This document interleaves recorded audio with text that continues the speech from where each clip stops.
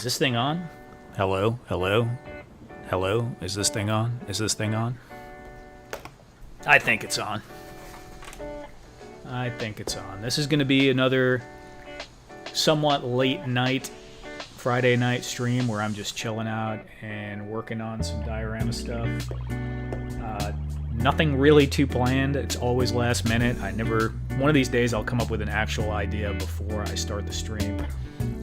But it's basically been throwing together what I'm going to work on over the last hour or so, and cutting up some foam and getting some pieces ready just to kind of chill out and maybe chit chat a bit and just carve. So just depending on who shows up, I guess, if we'll be doing any chit chatting. I can talk to myself a little bit, but it's only entertaining for a short while. Okay, so let me see. I might try to put this out on Instagram today because it's only 10:27, which is unusual for me. You might know if you come by here before. I usually am getting started around midnight, so this might be early enough for me not to be seem completely nuts by sharing this out on Instagram. Let's see here. Not that I actually know how to get the link. That would be way too high level for me. Let's see. Pop out. Duffman, what's up, man?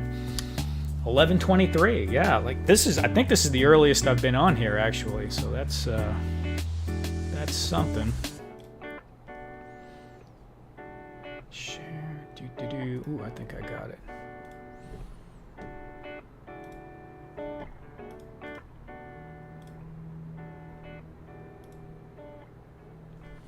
Okay, so I shared it to myself. I'll go ahead and see if this works. What are you up to tonight, Duffman? How's your trees coming along?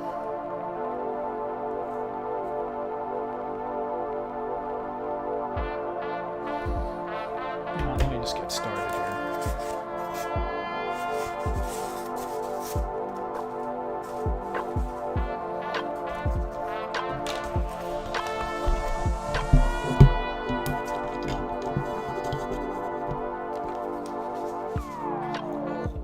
Oh man, that music volume is blasting over here. Let's see, what's it look like? Music was a little loud, huh?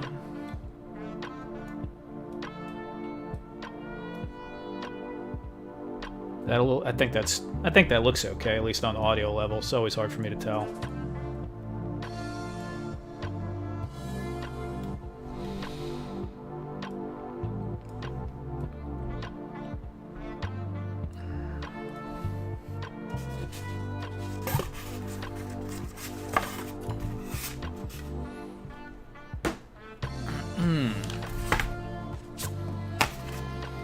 So I'm going to be doing yet another one of these church window things. I'm trying some different size things. I just keep kind of wanting to do a little variation, so I figured why not.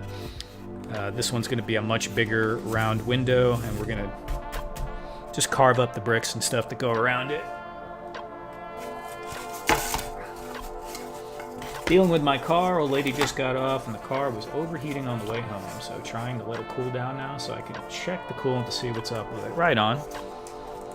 Little late night repair, 11:23, but you gotta do what you gotta do.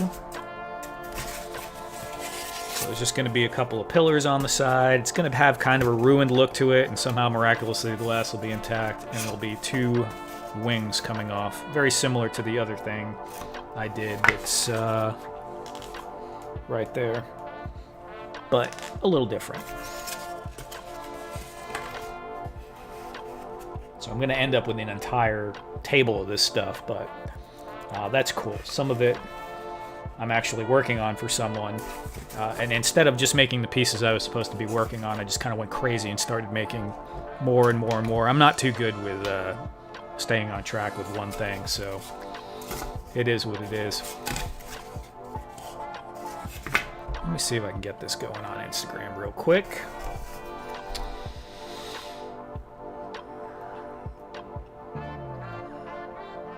Music levels are good, right? We're good on music.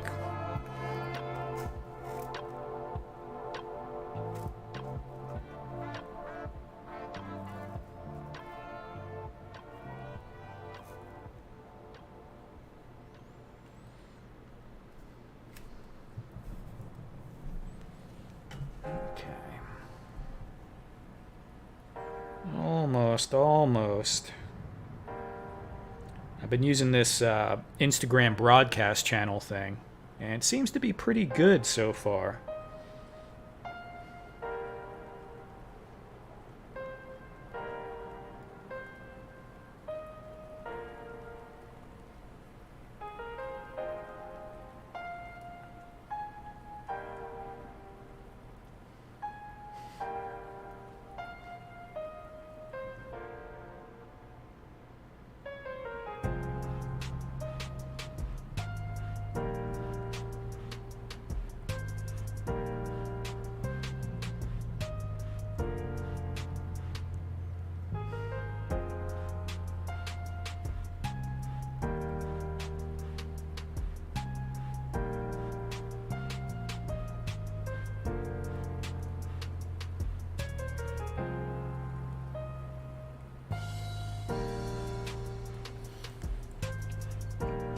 All right. Briscoe, what's up, Briscoe? Duffman, yeah, the music's fine. Thank you. Thank you. Look at this, Briscoe. I'm actually on a little earlier than usual. I had planned to come on about an hour and a half earlier than now, but, you know, what are you going to do?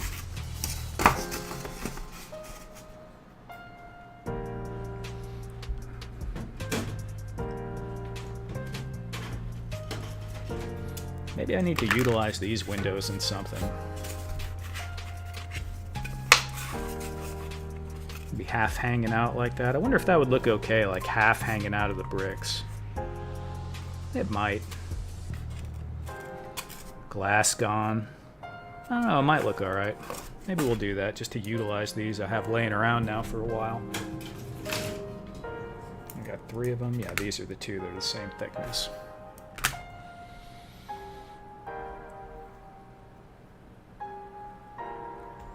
Yeah, you know, if you can, I would get this 2-inch foam. Just to have it around for something or whatever, because, like I said, I don't always have it in stock near me, but when it comes in, I always buy a sheet of it just because it's super useful for bases and terrain and stuff like that. I really like it. For sure, for sure. Where is the compass? Here's the compass. I kind of cheated and got this pretty much where I needed it to be already.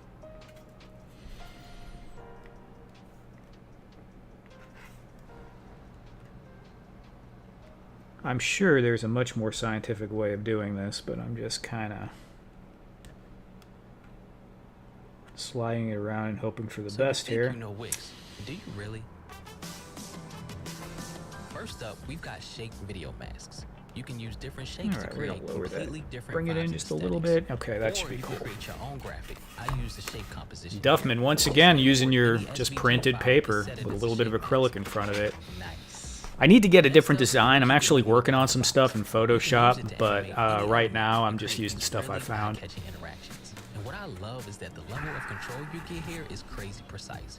You can set your animation ease, scale size, and position to create this. I suppose I could make a mark to at least get kind of close to the middle.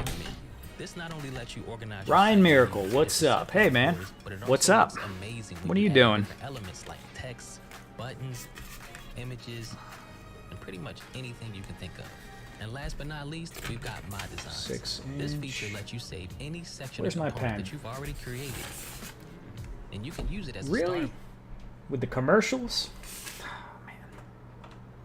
I'm trying a different... I've been using that other chill stream mix on every single stream, so I'm trying something a little different. Apparently, this one has commercials.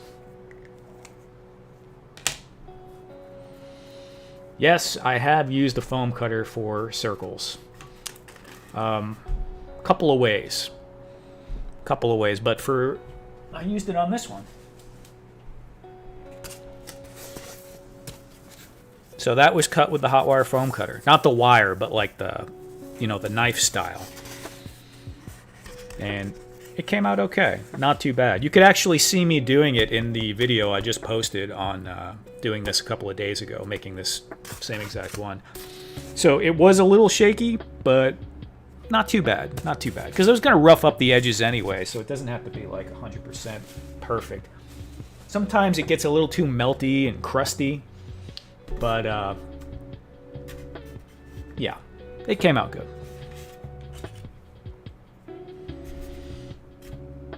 Okay, so this... Hey Ryan, are you here from Instagram by chance? I wonder if that broadcast stream thing is working to actually get anyone over here. A lot of people don't like to come over from Instagram to YouTube. It's kind of like, you know, jumping from one platform to another, but it'll work for, you know, some, I'm sure.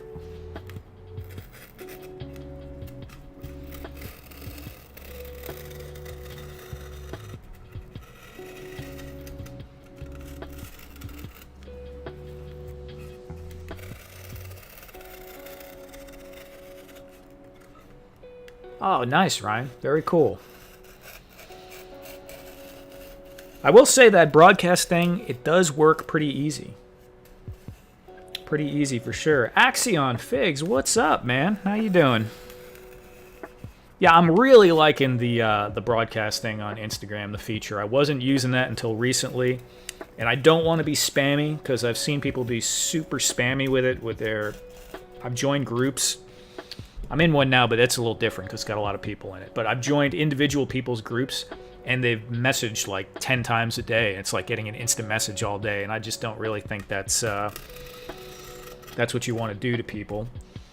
It's a little bit much.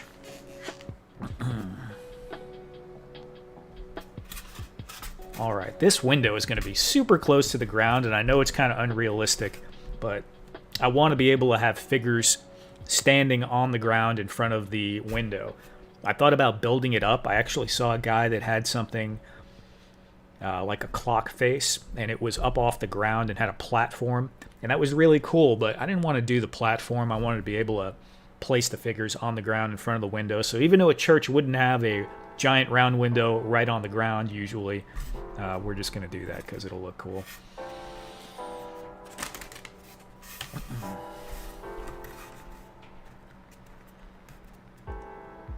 Yeah, Duffman. Are you saying you have a my tabletop? Yeah, I know what you're saying. I built one. I built one for my Proxon, and you can buy them. Third-party companies make them. Let me get my... Oh, there's a pen. Third-party companies make those circle jigs, and they work pretty good. But I actually made one out of some MDF board and just a nail and a couple of pieces of wood, and it's a little janky, but it works okay.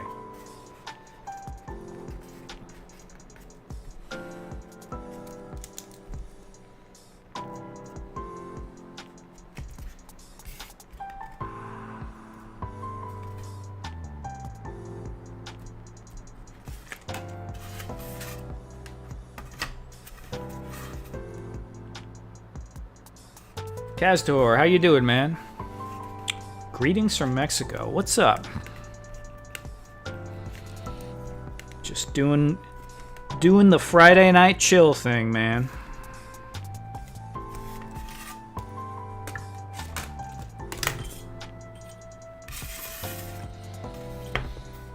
Duffman, I might actually get that hot knife out in a little bit and cut this out. Although usually I like to open the window and run the air purifier, which I'm probably not going to do with the stream going. But I'll just do it really quick. Put a fan on or something.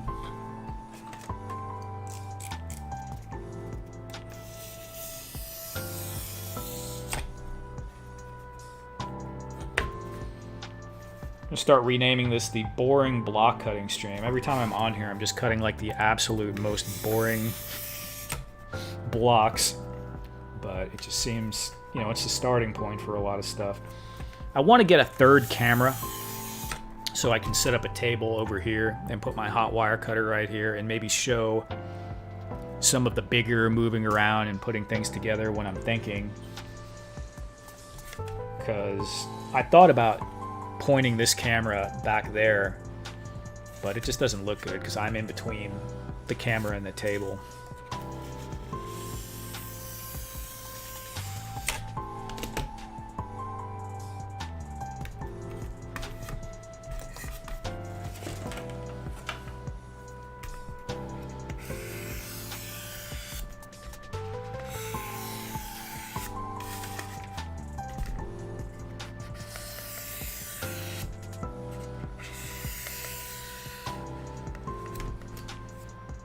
Anybody else working on dioramas besides Duffman? Except not right now because he's dealing with his wife's car. Epidemic Sound provides you with restriction-free music and sound effects that you can use across all of your content without having to worry about it getting... I think I'm going to go back to the other... I'm going to go back to that other... the music I usually use because it's... I don't like the commercials. Here we go.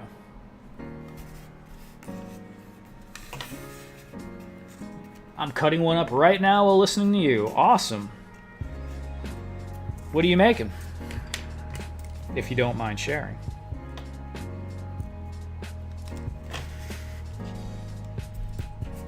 Axion, I have a little one started. Okay, Axion, what are you making?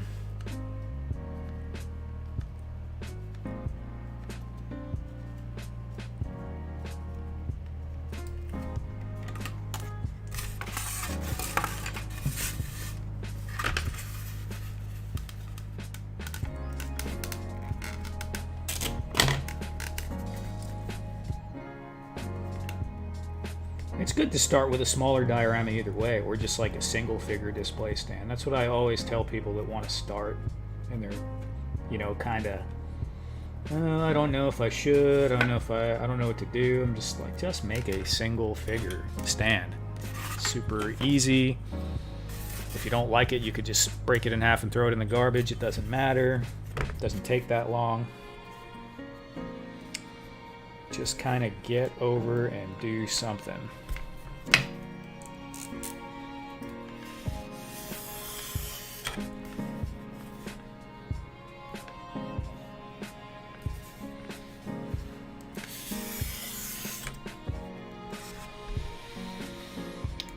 Vision says, I'm working on a warehouse for G.I. Joe Classified. Awesome. Yeah. I don't know if it was you or someone else, but I've kind of heard a few people talking about doing warehouses for the Joes. And that's cool because, you know, all the crates and stuff, it just fits.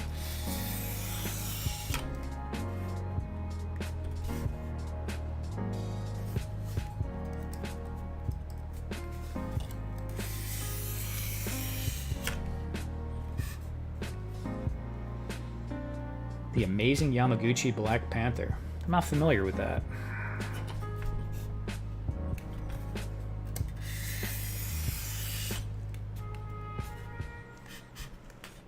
Trees. Lots of trees. Yeah, Duffman, I don't know. I think you might have a corner on the tree market for right now.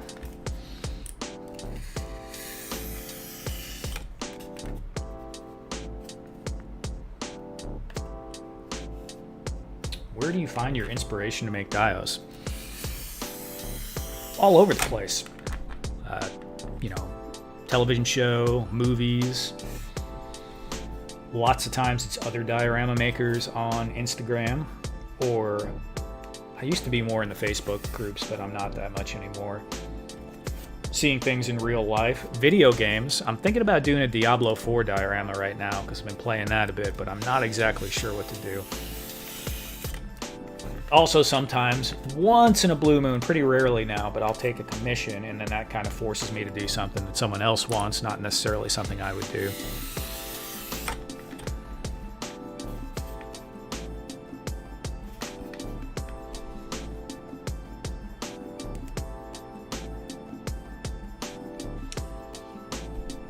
Yeah, Duffman, I think you might have made a couple of trees lately.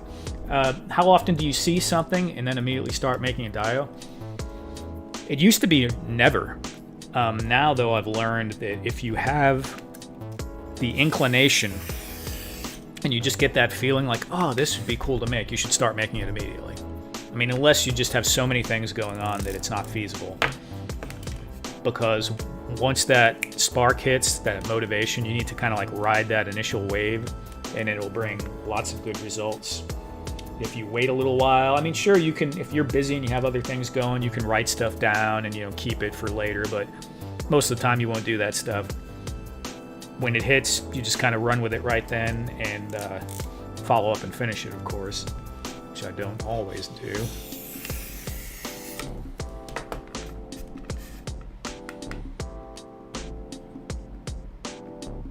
Rocky Mountain kind of scraps, 13 installed.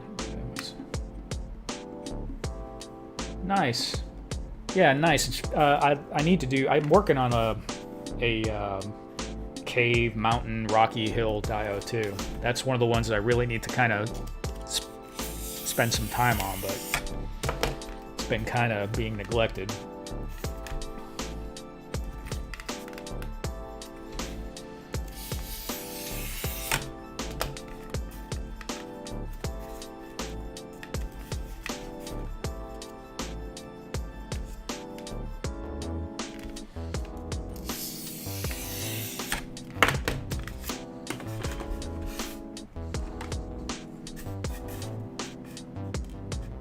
I'm not sure how to say your name. J Mad for 10? J Mad for 10? Hope I'm not saying like a dirty word or something there, but yeah, I hope the advice helps you.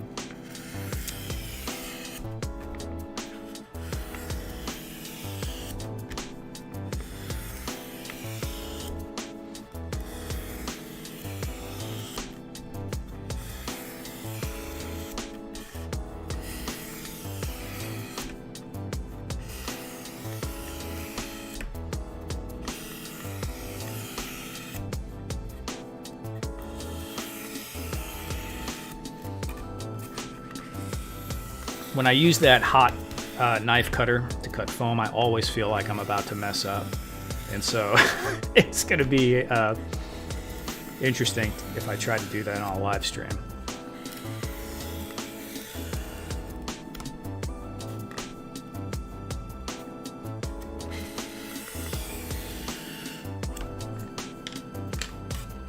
Anybody else get new figures lately? Ryan Miracle asks. I'm sure some of these guys have got to have some new figures. I have a Warhammer Blade Guard Veteran from Joy Toy. I just got that recently, and not a figure, but I might put it together. I thought about torturing you guys and doing this, but I don't think I'm going to do it right now. I got a master grade Gundam kit, which if you've never seen one of these before, there's quite a few parts. They're really cool when they're put together, and they're pretty, you know, pretty sweet if you like doing stuff like that, but lots of pieces. It's all snapped together though, you don't need glue. You can paint them, but I'm not going to.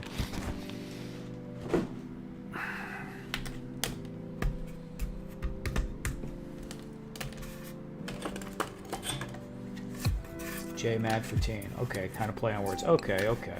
14. Got it. Wait, 14. Okay. My wife picked up a Black Series Palpatine from Tuesday morning for me. $4. So they're going under. Wait, Tuesday morning's going out of business? I didn't know that, if that's the case. I used to really like that place. Haven't been there in a while, though. That place is awesome if you need, well, it's good for toys, but it's amazing if you need, like, towels or sheets or pillows or something like that. Drinking tea, drinking water. Tea with a water chaser. Okay, what am I doing here?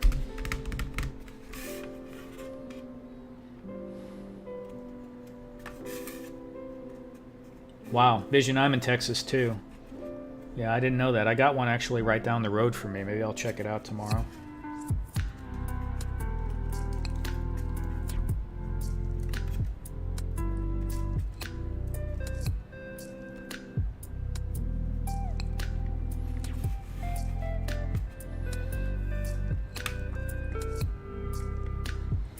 been pretty hard for retail stores to stay in business. Got all the pressure from everyone shopping online, and then, you know, we had the pandemic kick in, and just the general economy adding to the pressure of that. But things always change. It's just how things go. Where are my little rulers? I just had them. Man, I swear, one of these days I will stop losing things. How is it possible for me? Oh, here they are. Okay. 70% off store-wide. Well, that's pretty good. Yeah, I might have to go take a look at that. What was I going to do with this?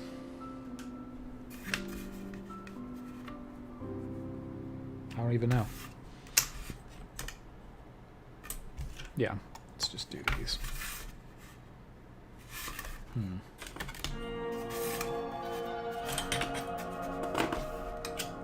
What am I doing?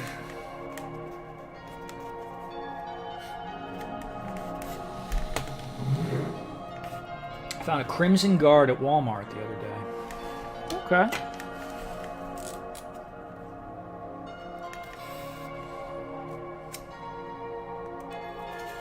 Yeah, I'm not much of a figure collector, but I used to go with my friend hunting all the time. And it's just not the same since Toys R Us isn't around. You know, you just don't have the same volume of stuff being put out there.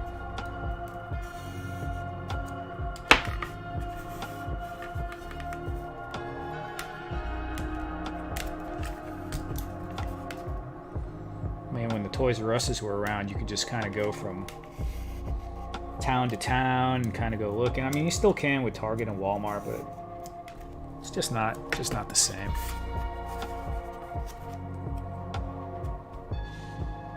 Just ordered a new NECA. Nice. Nice. I sometimes think about getting some of the Mythic Legion stuff. And some of the Valaverse stuff looks kind of cool too.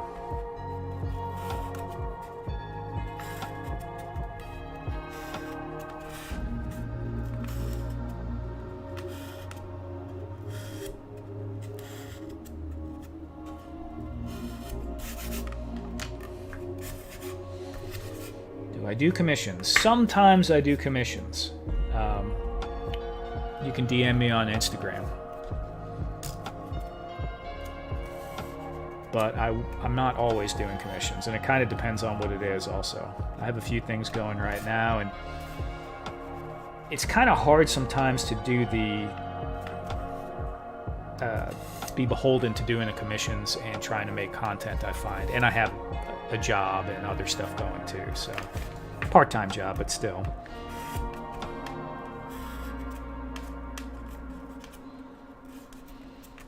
But sometimes, if it's something cool.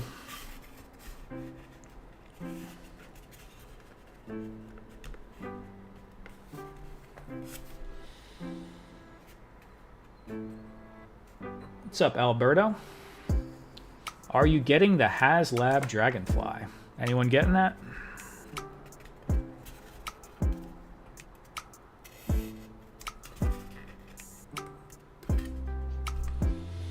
Have you sold any dios you've just made, or do they just hang around with you? I've sold plenty of them, but I kind of like to keep them, honestly. I don't know why. I'm weird like that. But no, I've sold quite a few.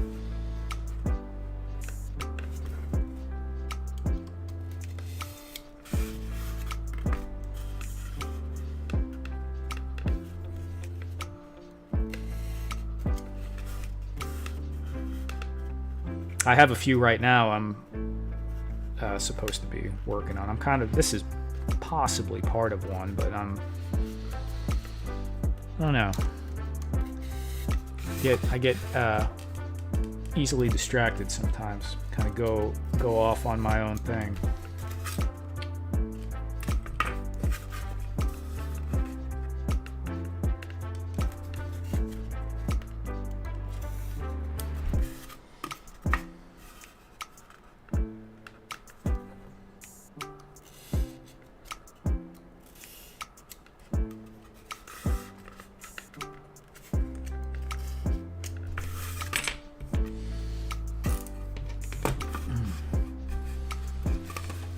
Valorverse was in stores. I'd pick up whatever I could find. I'm not big on ordering online. Yeah, I get that. The whole online ordering thing used to be non-existent with figures, and then it just became everyone does pre-orders, right? And I guess pre-orders have their place, but then you have sometimes companies cancel them, especially with the smaller toy stores. I've seen them, just, all kinds of weird stuff goes on. I think everyone has good intentions, but sometimes things don't work out. I like to think everyone has good intentions anyway. But I've also seen some small toy stores that really try to, do right by the customer. A lot of them do, but it's just one of those things. Pre-orders, there can always be an issue. I need one more there. Nah, I'll leave it.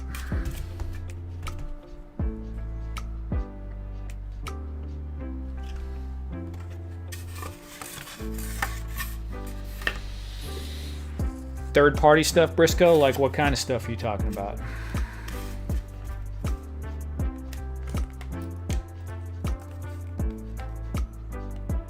You mean like independent artist stuff?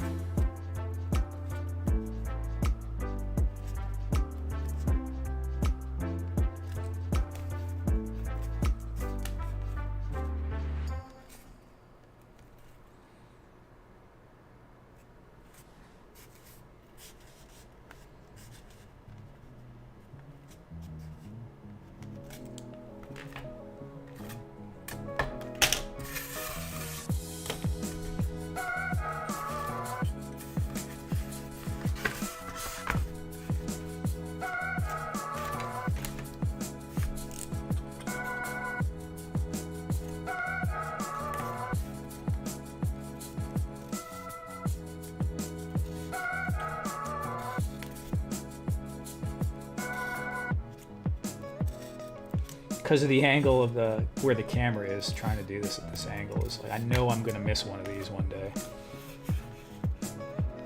Get it on the wrong line, but it's been good so far. It hasn't happened yet. Probably happened now that I said it.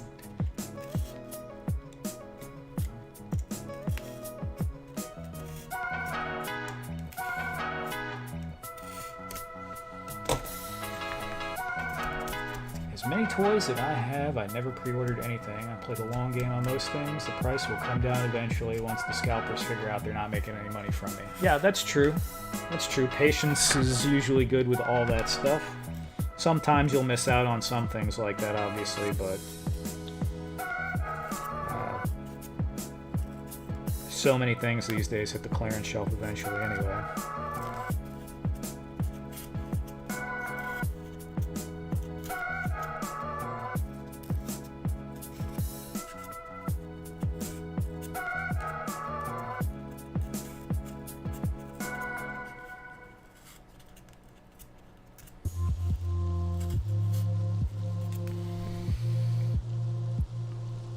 Toys, 112 War Night, and more limited art stuff.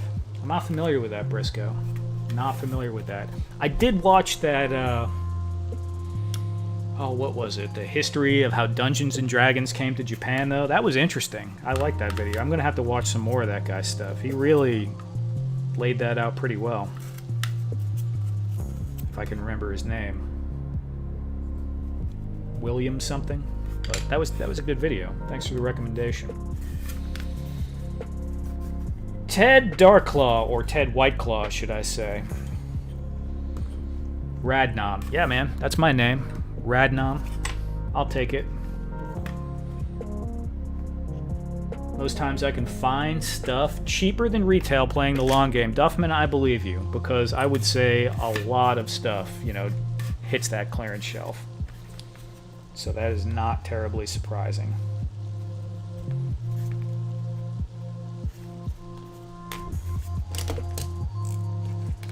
Look at you guys having a little reunion here. Awesome. Ted's here. He probably brought the beer.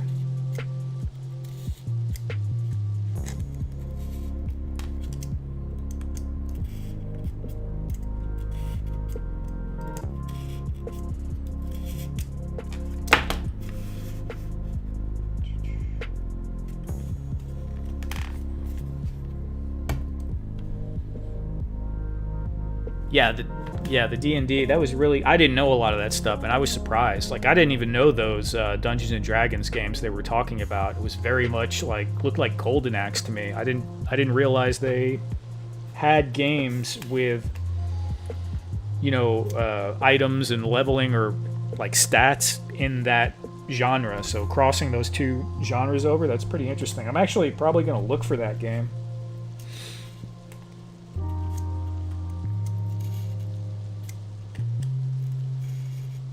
Okay, don't cut the wrong line, don't cut the wrong line, don't cut the wrong line. Cool. Ted, how's your diorama coming, Ted? Have you worked on it at all, or you've been too busy? I know you guys are busy. I did bring said beer, there's no doubt. Good luck getting Ted's beer out of his hand, though. He's going to fight you for it, I'm sure of it.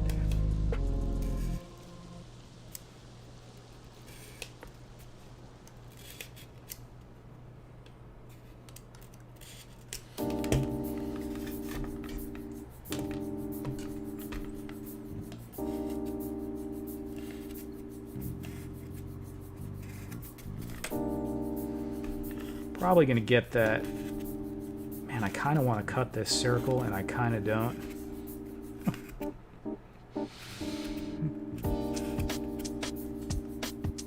It'd be good. It would be a good character building exercise if I go to cut this circle with the hot wire and I just completely destroy this entire thing right here live.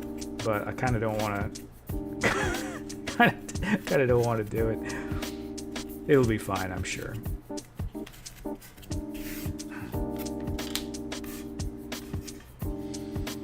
Did I not put anything there? What was I thinking? Hello?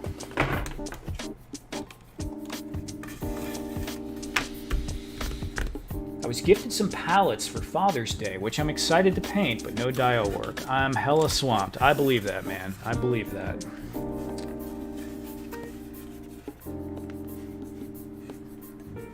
We were talking a little earlier about it. What's his name? Jay. Yeah, Jay mentioned it. You know, sometimes it's just kind of hard to get going, and that's usually what it is. It's just do something, man. Just do something. But not that you don't have enough going on already.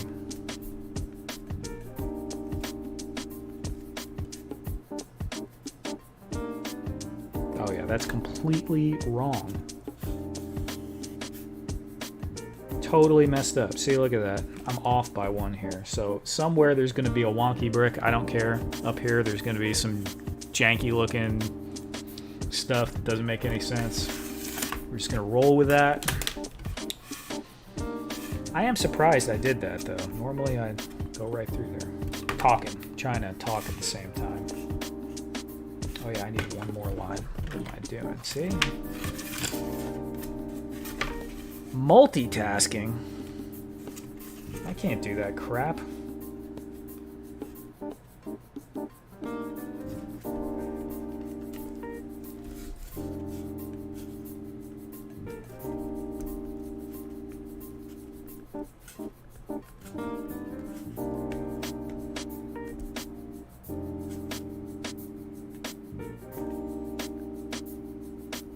Okay, screw it. I don't even know. It'll be alright. It'll be alright. It's gonna be ruined. Axion has been building a 6-foot tabletop dial that I'm kind of jealous of. Well, Axion, show it to me. Unless you've showed it to me already and I've forgotten already. Which could happen with me, but I don't think you did. Dollar Tree pallets are great. I keep hearing that, and I've never bought those. I've made some out of foam and wood before. I don't have any of the wood ones now. But, yeah, I keep hearing that. Probably need to check those out. Do I want to do this?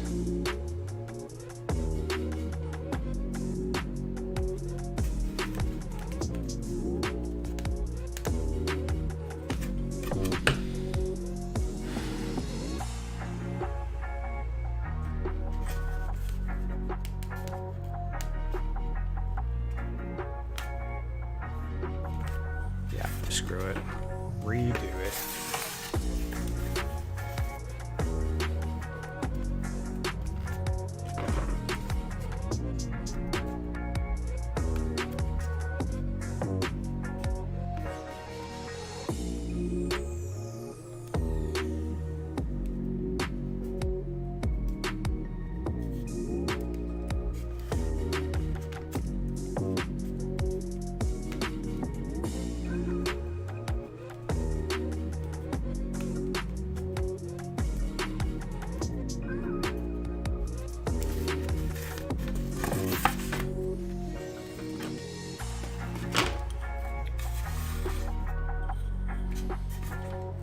All right, Ted, go ahead and do what you got to do, man. Do what you got to do. Duffman's Dioramas. My Dollar Tree had like 500 of them on the shelf, and I went through them and ordered more. 500 of them. Nice. I remember I used to clean the shelf out on those barrels with like the gunk in them back in the day. I'd get a bunch of those and paint them up, and those were pretty cool.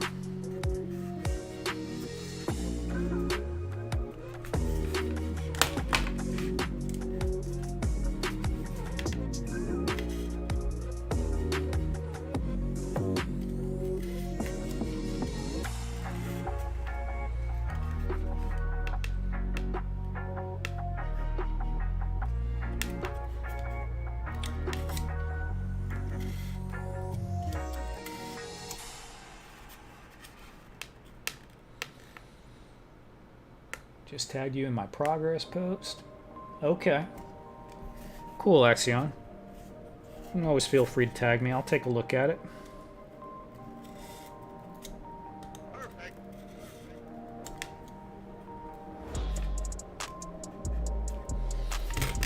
What's going on here?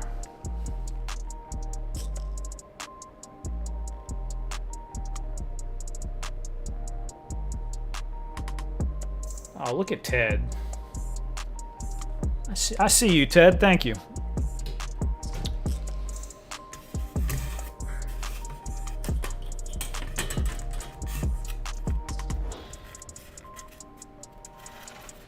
You guys can come and watch me make mistakes live because I am not able to speak and do something at the same time. But I'm working on it. Figuratively speaking. Hello, how you doing? What's going on?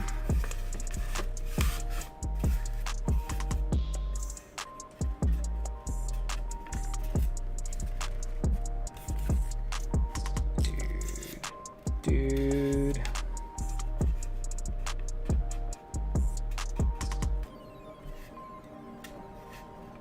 Need to get this camera.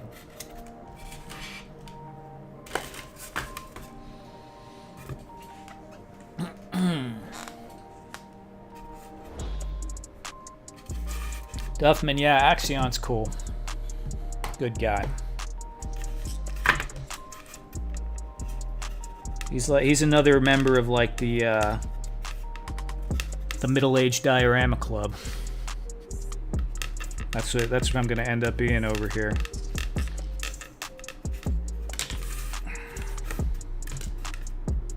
Dioramas After Dark.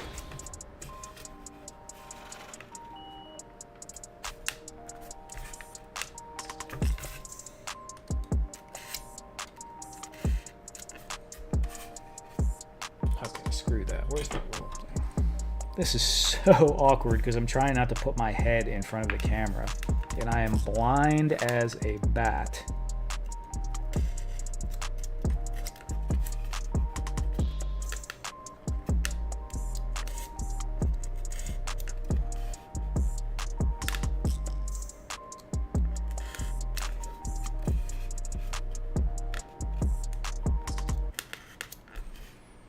I'm about to say screw this ruler and just go nuts on the whole thing.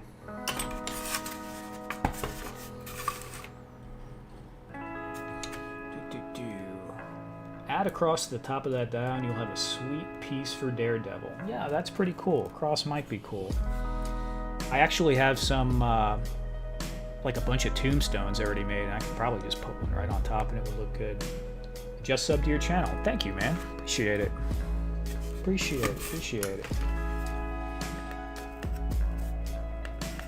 I know all these bricks and stuff are it's kind of dull, you know, a little repetitive to watch, but chill out and just talk, maybe work on something for a little bit, and maybe I'll get to something more interesting here in a minute.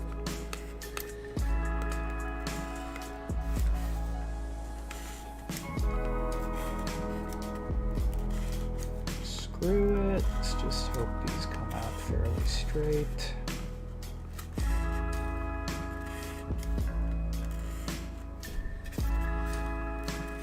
I know there's probably some perfectionist watching this just cringing, going crazy, like, oh my god, what are you doing? Everything's crooked, you're not using the ruler.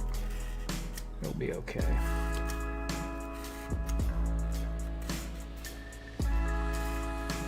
I hope it'll be okay. It totally won't be okay. Alright.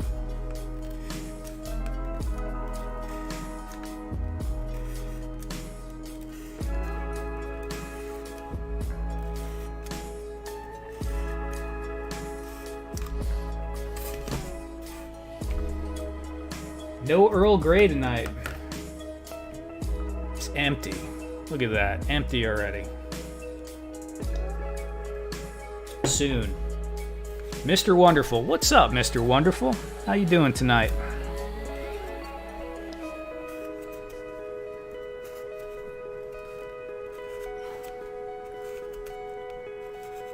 Probably working on your project, I'm guessing. I'm sure you have been today. You have something like that going, it's pretty much an everyday thing.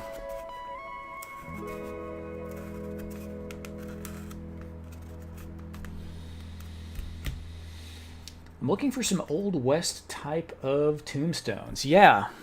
I can go see what I got real quick. These are really, really simple, but they're super easy to make, Briscoe. You can make all kinds of tombstones really, really easy because they're short, quick builds.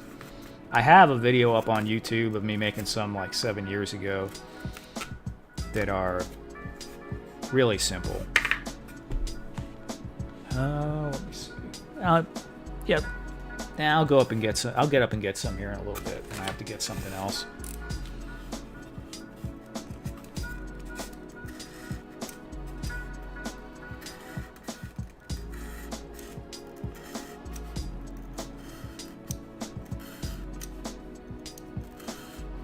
I'm going to ruin this whole thing anyway and chop up the bricks a little bit, so it doesn't matter if things are a little bit crooked.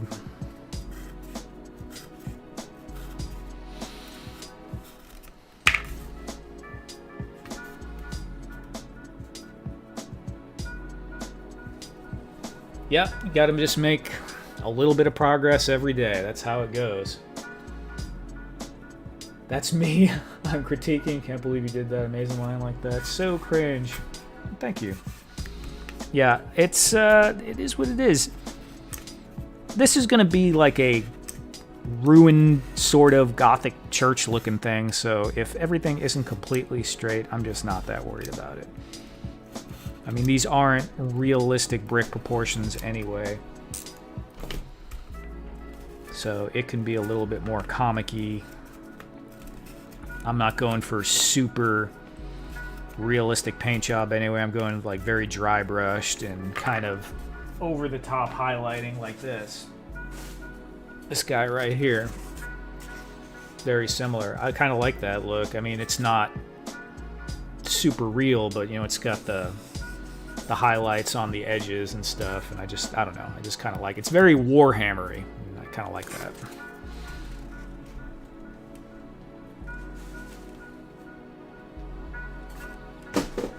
And it just fell over.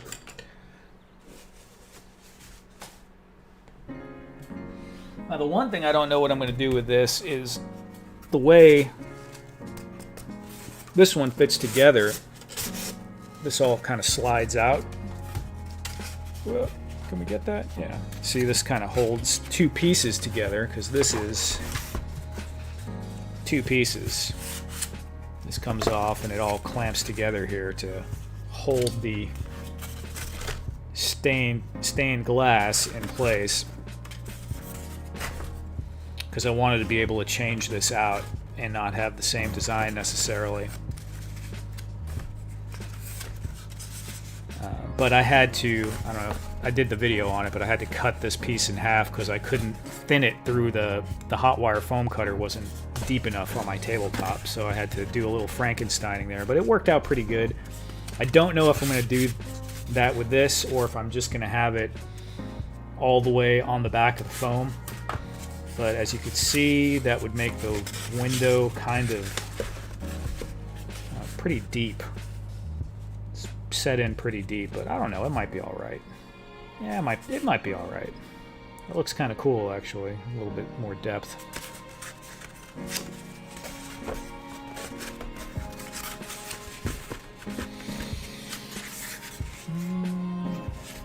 Eldor.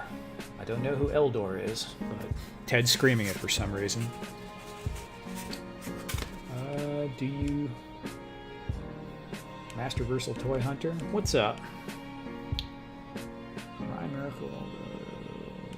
Chat is just chatting away. Do you ever make Spawn? Man, Spawn would be cool. I don't have any Spawn figures, but yeah, I would like to make something for Spawn.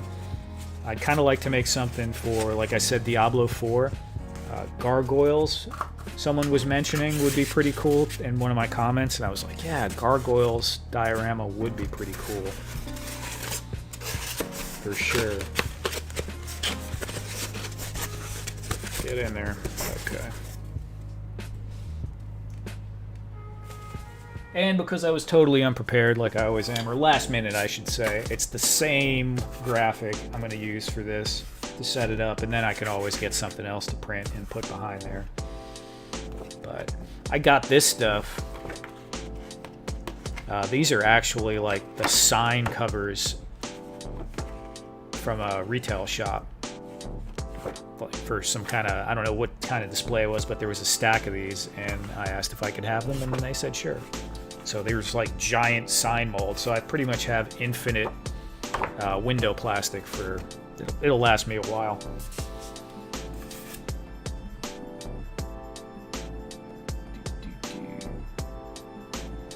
That overlapping feature is interesting. What does it provide? It allows you to change the stuff out.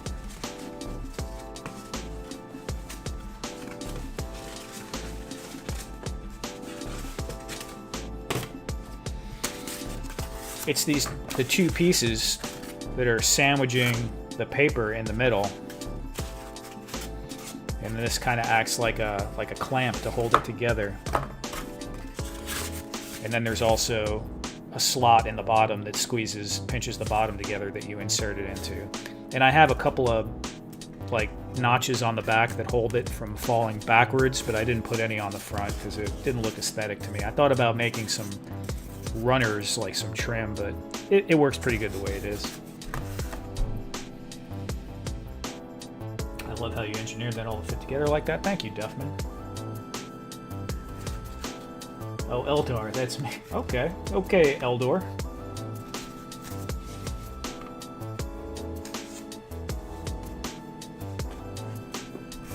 Yeah, Mr. Wonderful, I mean, just wanted to be able to change that out. And actually, Duffman here is the one that gave me the idea for using paper for the stained glass. I was trying to color it with markers, and it just, with paint markers. It came out okay, it was a lot of work. Not as cool as that. Okay, so next step. Do I want to just carve on this a little bit? Yeah, we could do a little bit of that.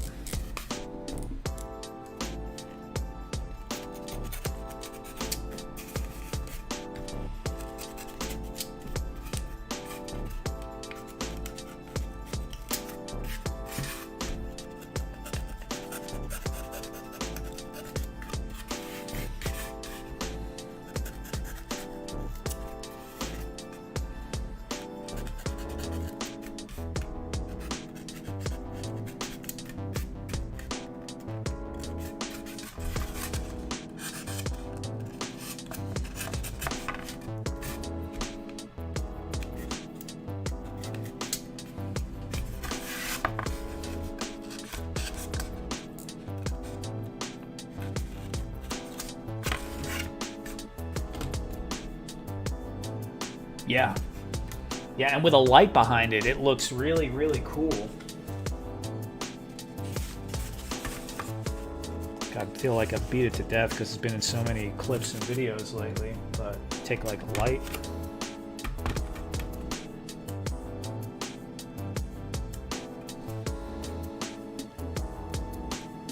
And pretty convincing, you know? Not too bad, not too bad.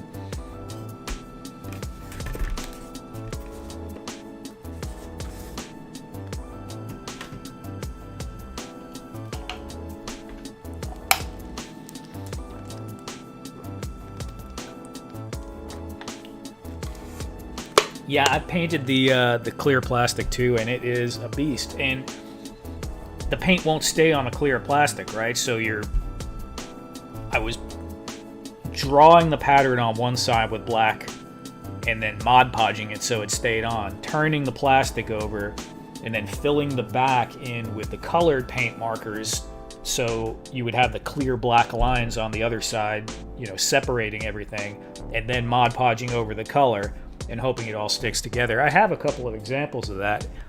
Let me grab one of those real quick. It looks okay, right?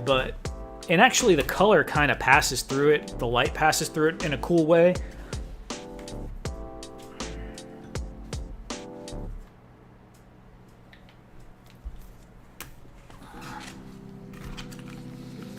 But it's extremely tedious, and it has.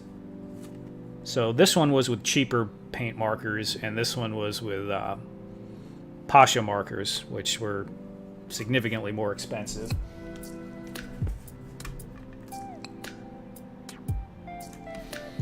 But yeah, doesn't look bad, right? It kind of has that mottled like stained glass look because of the marker being uneven, and that's kind of cool. But I'll never get the intricacy I can get out of just printing something. You know, I might do some more of this for some certain instances. And this was the cheaper, like the Walmart store brand paint markers, which doesn't look bad either. But you can see the black was kind of coming out a little bit.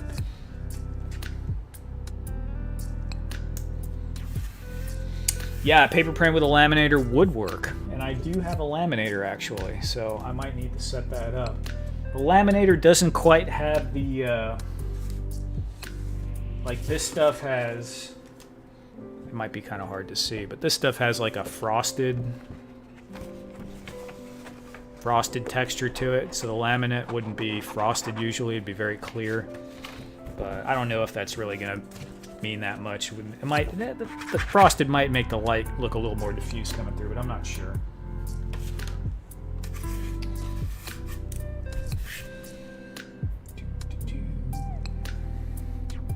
Duffman tried several ways and it sucks. Yep. You bought actual stained glass. Oh, stained glass paint and everything. Nothing looked as good as the paper. Yeah. The only thing I don't like is that's someone else's image. So I can do it, you know, for me, but I wouldn't. I'd feel a little weird selling it. I mean, in a diorama, maybe a one-off for somebody, a commission would be fine, I guess. But find one that's, you know, historical from the 14 or 1500s. I'm not going to worry about it too much, but a lot of people make stained glass patterns now, sell them on Etsy and stuff. I don't want to be ripping their stuff if I can help it.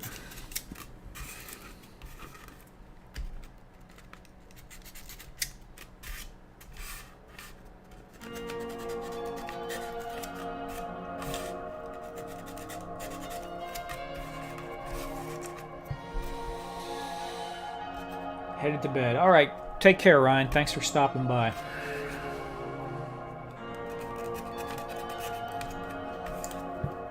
Have a good night.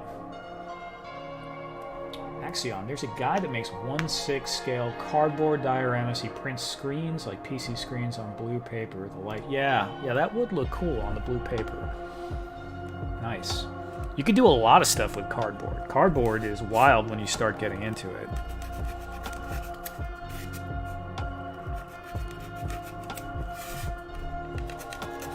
I can't remember the guy's name, but there used to be this guy on the old on the Diostructure forum on it's a Facebook group. Outrageous cardboard buildings. He had a whole. He was somewhere in Europe. Might have been French, but I'm not sure. He had a whole like European style city block. You know, like maybe 1800 style, but a whole city block of apartments made of cardboard in his living room. It was absolutely outrageous. The detail, all the stonework was all cardboard. I think he made a lot of it as cereal boxes.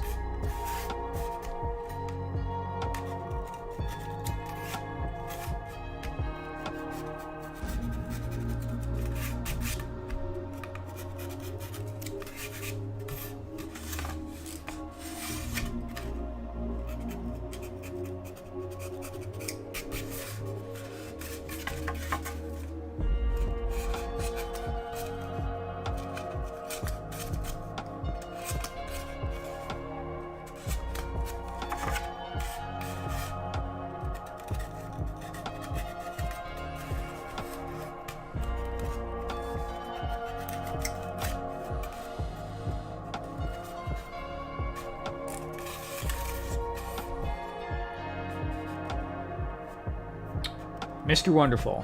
Nope. It's random. Go figure. It's random. All different sizes. Sometimes I will make things to sort of fit together, but I used to make lots of very boxy dioramas. You know, a floor and 2 walls, or a floor and 3 walls, or sometimes a ceiling, you know, corridors and stuff. And I still do that occasionally. But a lot of stuff I make now, I try to make it just modular pieces. I have a buddy that does figure photography, and I started building stuff for him a while back, and I realized dioramas are cool and they're nice for shelf display especially, but when you're taking photos, you want to have those just lots of little pieces that you could move around. So fitting together doesn't really matter. You could just have a black surface or a green mat under it and just move it all around and, you know, get the lighting and everything. It's going to look cool.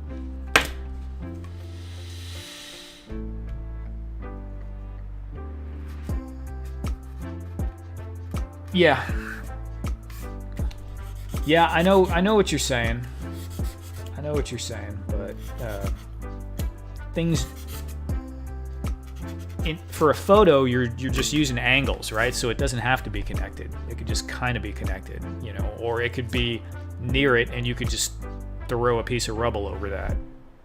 So if you're building a room specifically, you know, obviously you want to have everything squared and looking cool, but you could just have a mat or some grass, or like for the snow, you get those Christmas snow packs from Walmart and just throw that out. A green towel looks kind of cool for grass sometimes. I haven't used that in a while, but, you know, just filler in the joints in between where things are fitting together.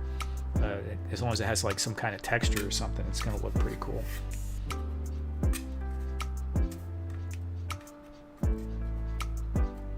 Yeah, I get what you're saying, and the square approach is cool, but it actually felt kind of liberating to be like, oh, I don't need to be in the box anymore, man, you know? Yeah, but I do get what you're saying about having it all fit together, and that's pretty cool. I made a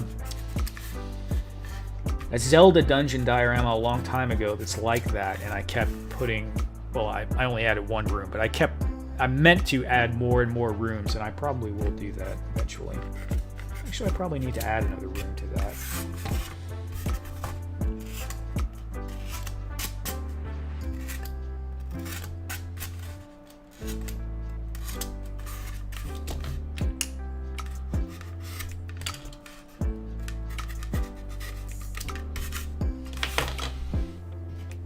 Where's my damn rock?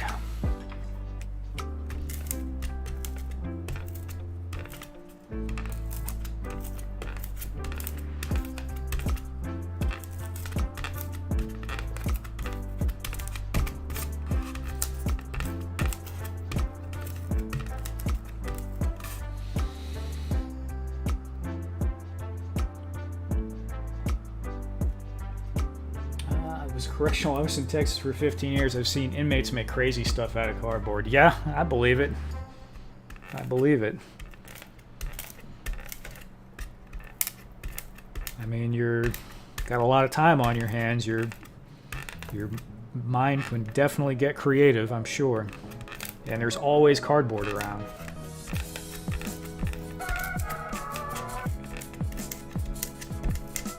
I think I read somewhere that Dungeons and Dragons is popular in prison. I could see people trying to build stuff for that.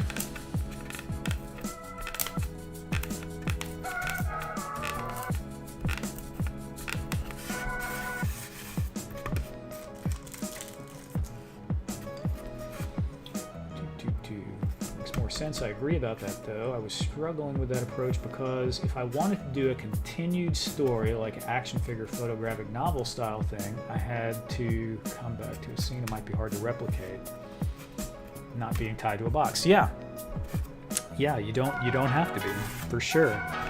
You can use your camera to frame it. You don't have to actually build a physical frame. And you can use your lights to frame it too.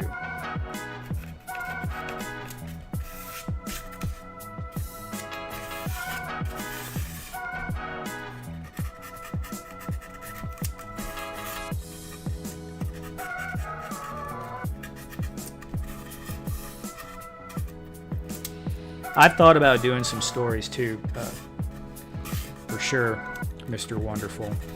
And I did, it feels so weird calling someone Mr. Wonderful, but I have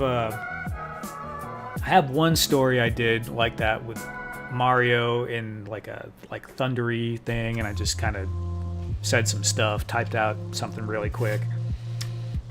But I'd like to do some story stuff too. Would be cool.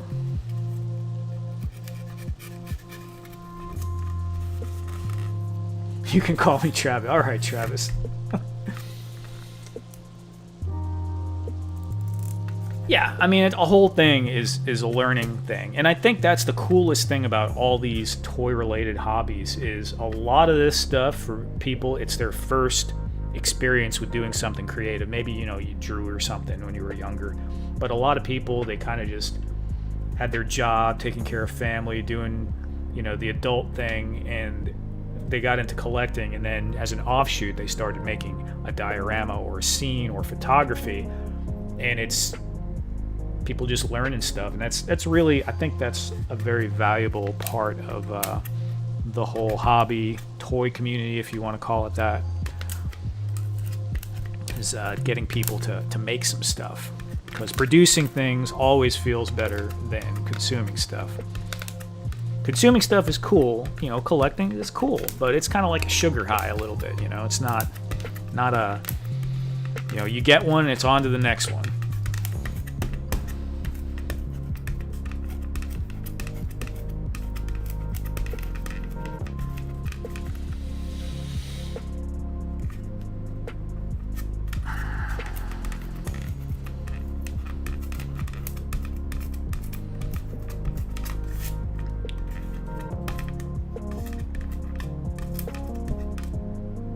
Yeah, Travis.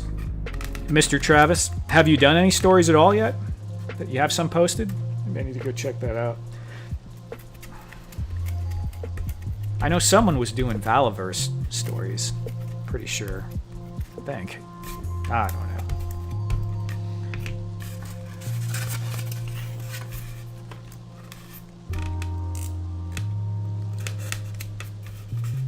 I need my other rock.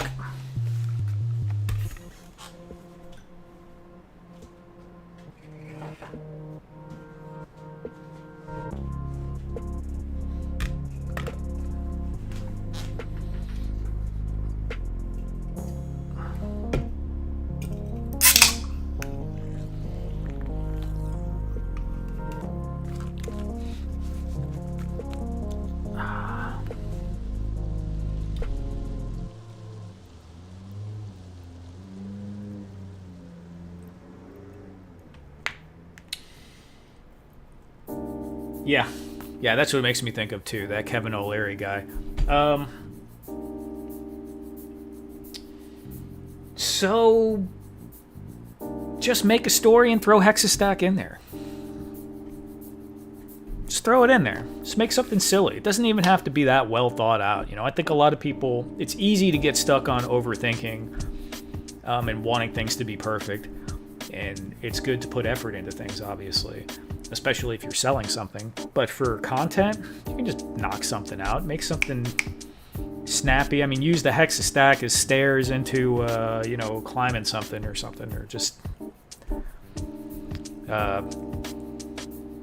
have three figures run a race, and the Hexastack is the platform that they're standing on, holding a trophy or something. Work it in there.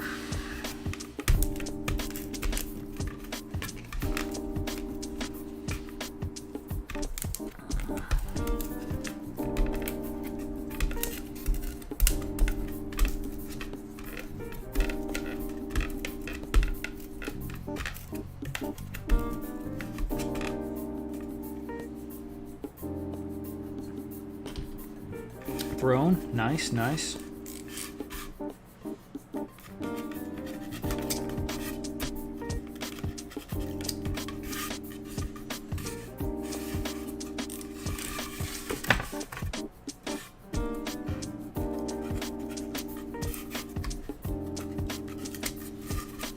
Maybe I'll beat this all up first.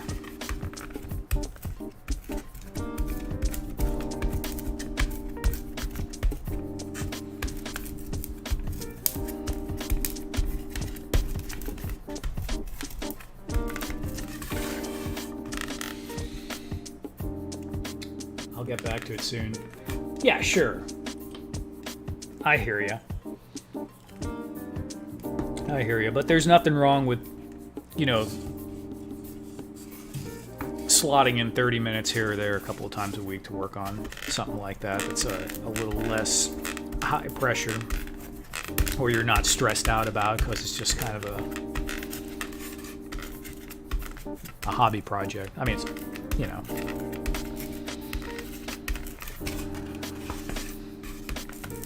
all of a sudden when things become work, it feels a little different. Not that can't be good too.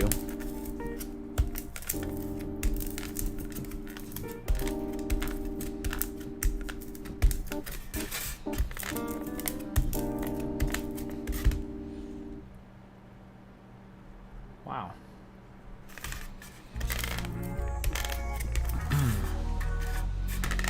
I'm glad you guys have been in here chit-chatting. It does make this go a lot better, a lot easier, instead of just talking to myself. I'm not really good at that. I end up just not speaking.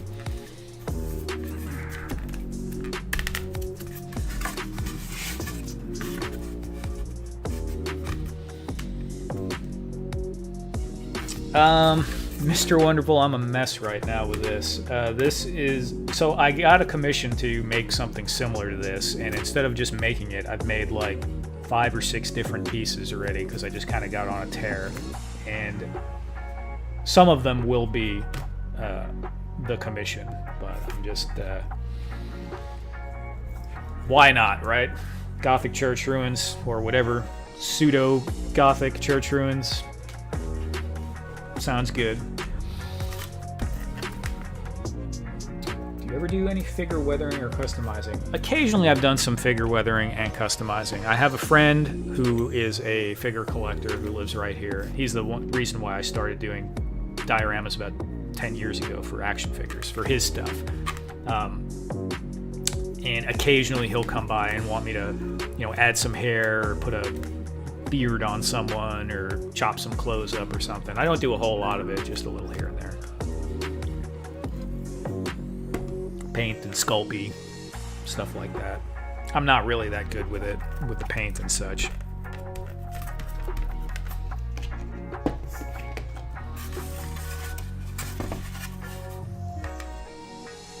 Alberto, good night, and thank you. Thank you, man. Very nice. Appreciate it. You guys feel free to leave a comment when I'm done with this stream. And I'm going to try and do these on Fridays. I think this is the 4th Friday in a row, which is like absolutely a record for me.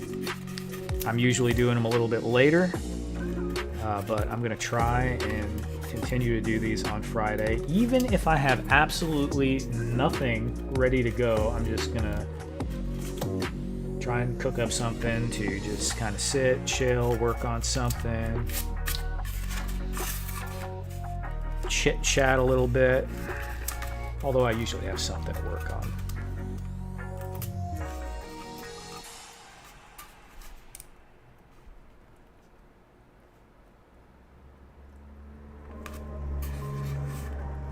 Absolutely, Mr. Wonderful.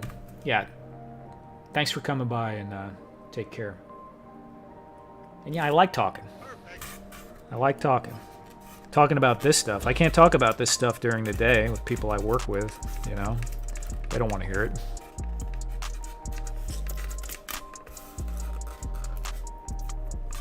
Radnom. Found another cool gray color paint at Hobby Lobby. It's folk art paint. The color is space gray. I don't think I've seen that one, actually. I do have some folk art paint, but I will check that out. I've been doing most of my craft paints from Michaels because they have better discounts usually. So, and I like checking out at Michaels more. Hobby Lobby is hit or miss over here when you go to check out, and sometimes I get stuff at Walmart too.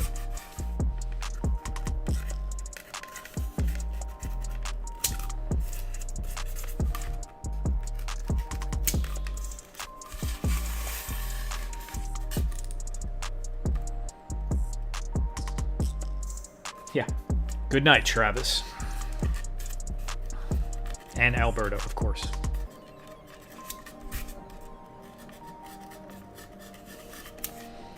Briscoe doesn't sleep. He just stays up indefinitely.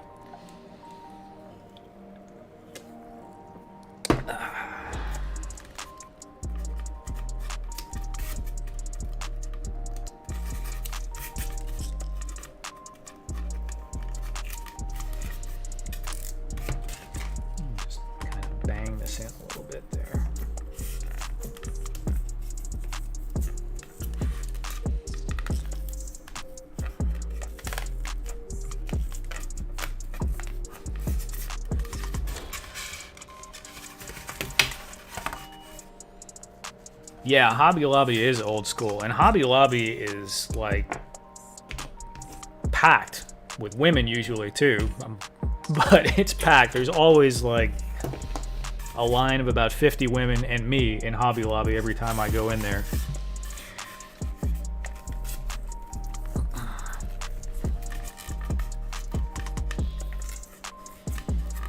I'm drinking frickin' energy drink, and I'll be up for a while. Look at me. I'm the old man here. Seltzer. I don't even drink soda anymore.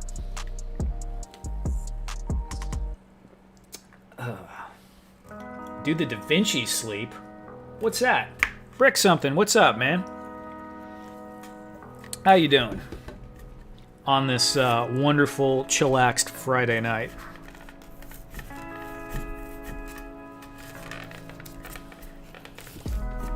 I used to use Lego bricks to do this, actually. This part where I would push in the bricks so you get that uneven look, because when the light hits it from the top, you're going to really see those all pop out. The shadows are going to show up. I need to get my little Lego brick situation going again.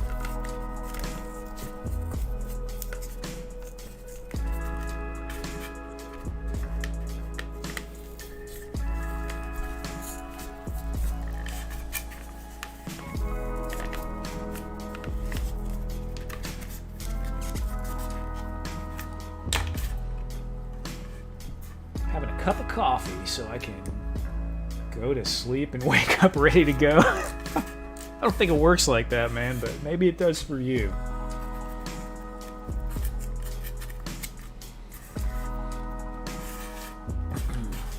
I used to have a lot of problems falling asleep. You know, life is weird. You know, you just go through seasons where you're just a wreck this way, and then that heals up and you're a wreck some other way. But I pass out pretty easily now. I'm always working on something, so I usually end up staying up till like 2 in the morning anyway. But I could fall asleep at any minute. Like as soon as I lay down, I'm usually pretty good. Especially if I did like a little exercise that day or something.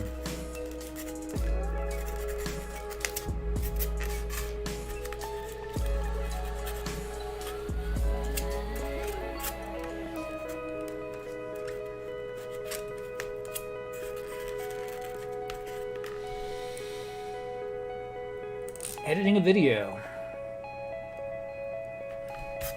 Yeah, anything to break up the plain wall is always cool. I mean, you could do, you know, add stuff to it, and obviously that's gonna go a long way, but this is like more bang for your buck. It's kind of low effort, but not, you know, just using just what you already have there and kind of getting the variety in it.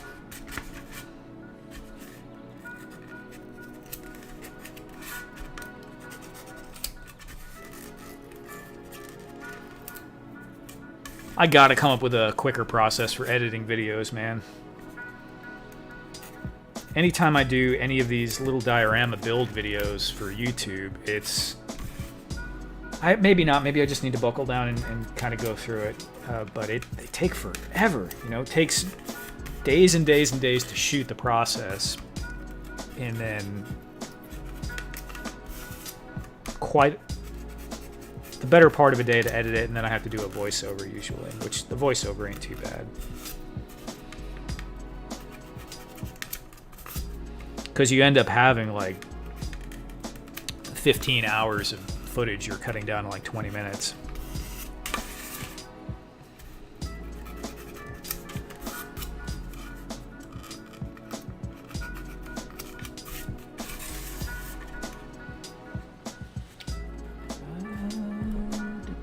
I use my sculpting tools for the bricks, but I have used several Lego pieces to make things.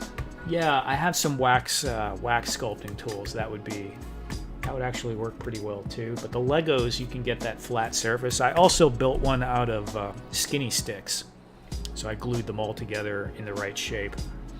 And you can kind of see when you push down if it's not even. You know, it kind of tends to break a little bit in the middle. It didn't really do it there too much, but it looks better when there's even pressure applied. So having it exactly the size of the bricks you usually do can be helpful sometimes, although this is working out pretty well, actually. Da Vinci sleep is when you sleep for 20 minutes or so every 3 hours. Yeah, I don't do that, Briscoe. I don't do that because I'm not a crackhead. But I do only get about 3.5, but 3.5 on the low end, up to maybe about 5.5 hours sleep during a working day. And then sometimes my body, on my off days, like my mind knows that I don't have to get up and go to work, and I will just snooze, turn off all the alarms, and not even know it. Just shut down for a little while. Yeah, no, I hear you on that. That's pretty much how I am now, but not always. I've gone through some maybe more nervous periods in my life or something, had a little insomnia going.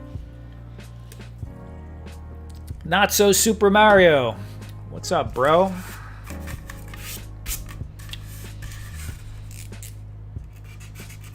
Just doing the late night chill stream. What are you up to tonight?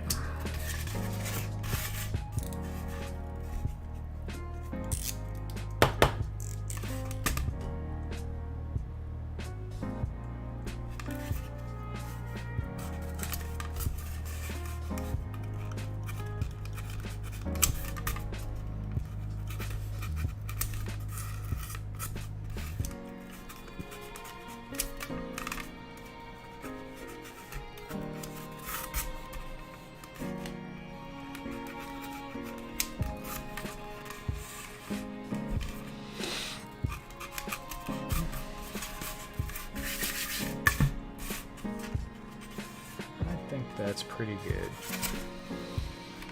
Okay. Do I want to get the hot wire? I really don't. I'm going to do it, though. Let me get that hot knife. Nothing much, just hanging out. Didn't feel like sleeping just yet. Yeah, I know the feeling, man. Well, this is, it's almost already 11 o'clock. 12 o'clock here. Okay, not too bad.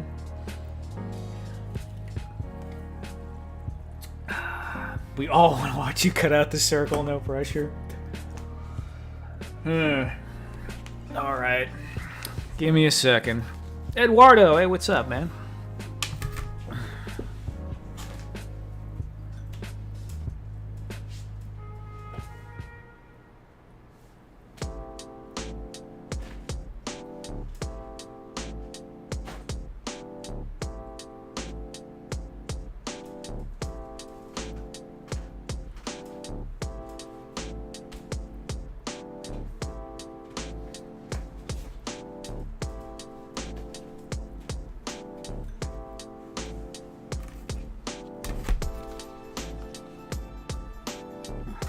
I probably have entirely too many hot wire tools, but this was just a little 3-in-1 I have. Works pretty well. Doesn't have a temperature control, unfortunately, which is what I really need to ensure that I don't completely destroy things like this when I go to cut them.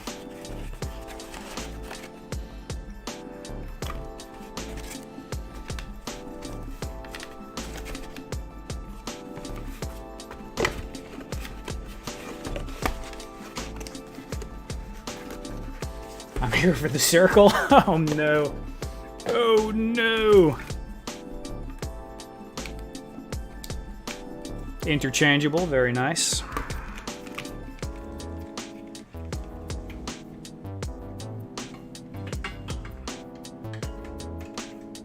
You might have a little noise here because I'm going to cut the fan on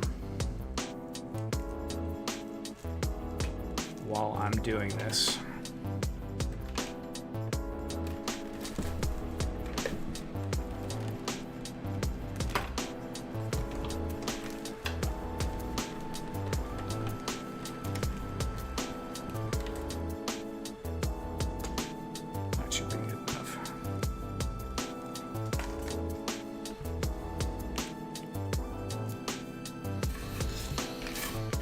Alright, we'll let that warm up.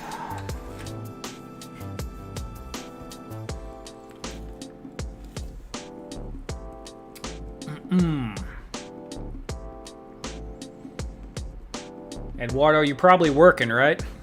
You're usually working when you're in here.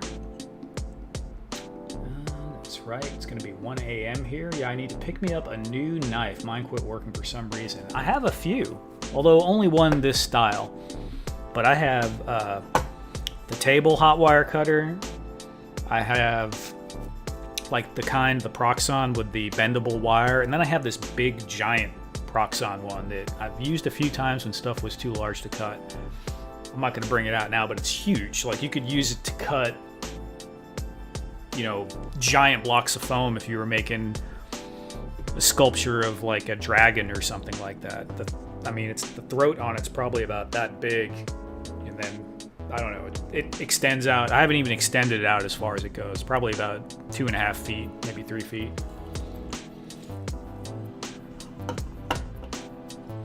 Got one of those from Hobby Lobby, and it sucks. This kind right here. I don't know. I need the kind with the temperature control. I really do, but all right, let's see.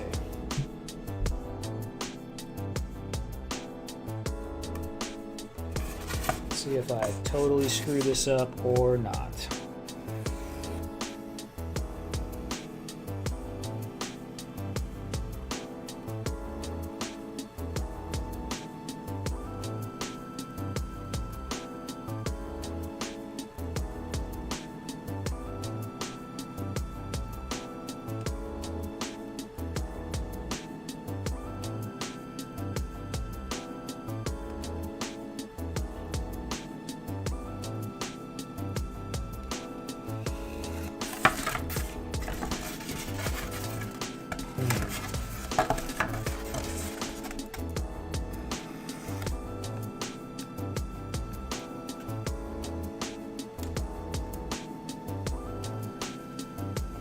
Always clean up the edge after a little bit with a knife, and or I could add some trim to it too, so it's long as it's not completely crazy.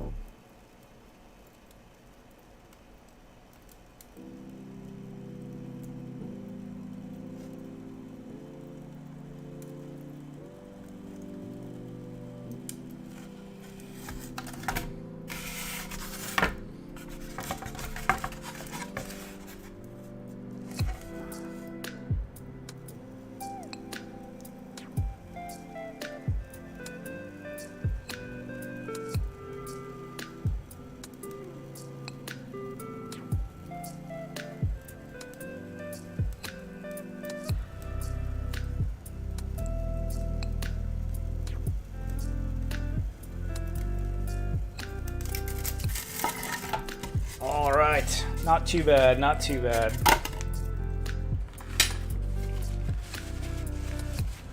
I need to find a good one. They have so many of them on Amazon. There's all different kinds on Amazon, and the prices are not that bad. Why did I turn it off? Like I turned it off to wipe it. Goofball. Gotta let it get hot again. So, yeah, I got a couple of little rough spots, but I could just cut that out with a knife. The big thing is it's not super crazy, you know, weird angles like this. So, not too bad, not too bad.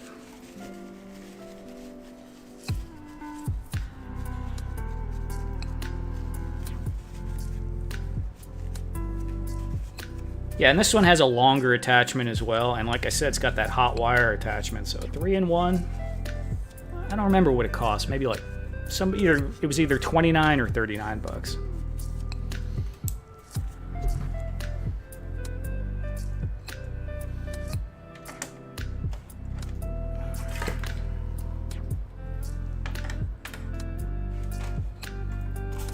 Okay, cool. Cool.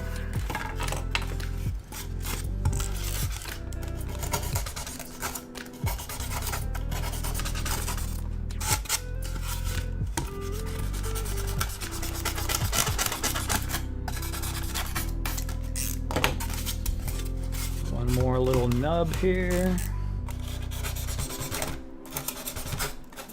Oh yeah, good to go.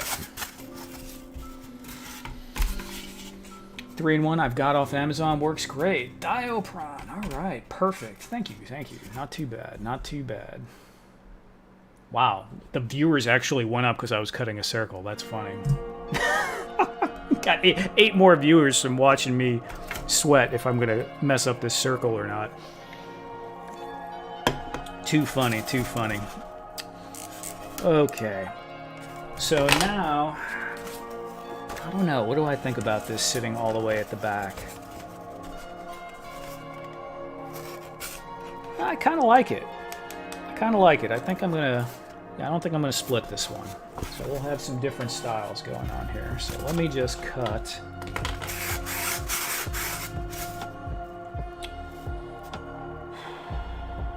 Let me just cut these bricks off. Well, do I want to put trim around it?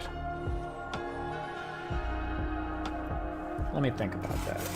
All right, we're going to do a little bit more texturing. I don't know what I'm going to do with this.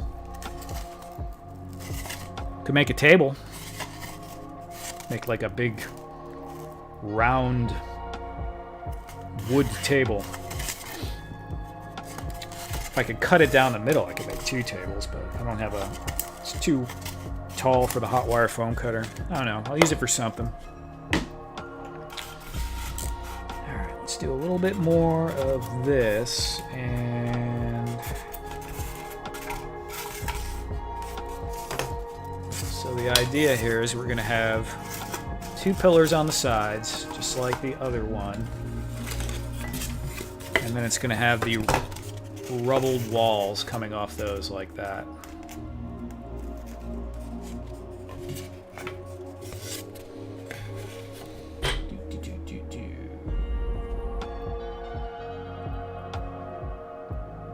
dig it way in the back. Oh, are you talking about that one? And personally, I would have done the circle before I cut all the bricks. Yeah, maybe. I don't know. Maybe. Sometimes I know what you're saying, because you would... If you would have messed up, you could have just chucked it. But... I don't know. I sometimes like to do bricks before I start taking the windows out, because when you take the windows out, it makes the foam more likely to break. And this was probably going to be okay, but I've had some where I've done lots of windows, and I broke the foam from the cutting and everything on there. And so I usually do that part last now. But it really doesn't matter. Okay, a little more carbon here. Would you ever do a miniature D&D Cyberpunk Dio build live stream? Sure. Sure. Absolutely. I haven't done any kind of miniature tabletop stuff in a while. I did some Dungeons and Dragons like stuff that was never used just because I wanted to make it maybe about a year and a half, 2 years ago. But yeah, I wouldn't be against that at all. That's what I paid for the one from Hobby Lobby, yeah. Oh, I'm talking about the window being in the back. Yeah, Axion. Yeah, I think so. I think so too. Set in a little bit more than the other one. It's bigger, you know, so it makes sense that it's set in a little deeper. I'm not going to do anything to the back. This is going to be a one-sided diorama.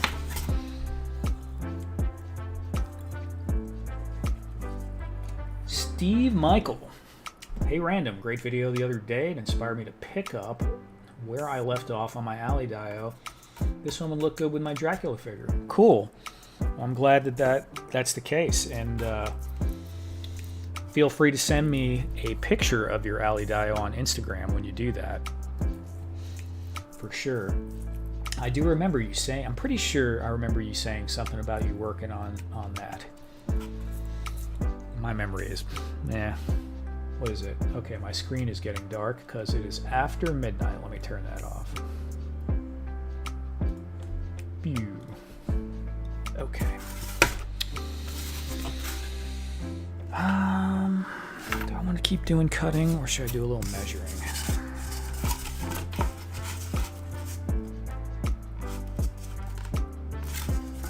Yeah, I'll do a little measuring. Break up the old monotony.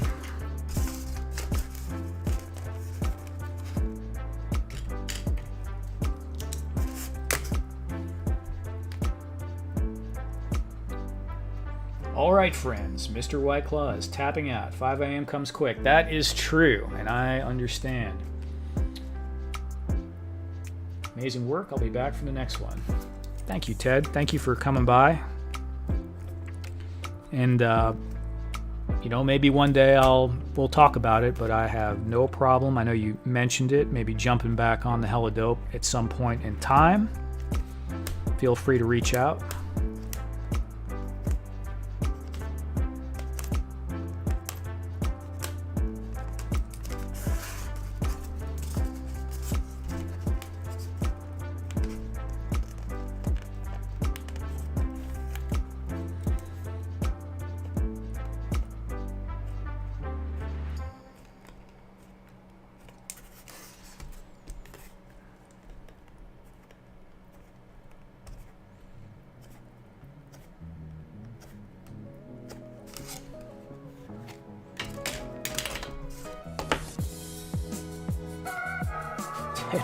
Ted White Claw. I need to make a meme of Ted with like the White Claw now.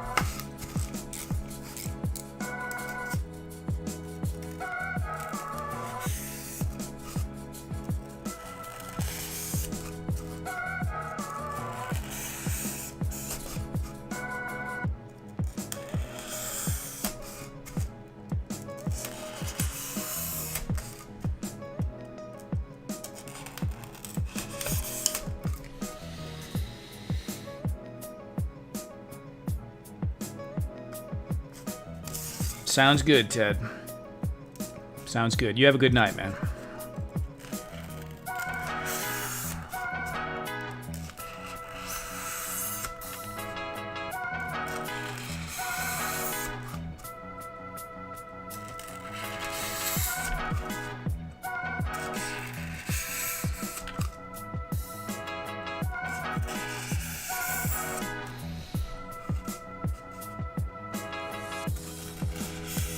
You know, it's a funny thing about live streams. They are, how do you put it? You kind of get more bang for your buck out of doing videos as far as channel growth, but live streams are fun. Just, you know, it's a hangout. Talk to other people, and I like talking to the chat like this, or being on someone else's stream where you just kind of chit chat.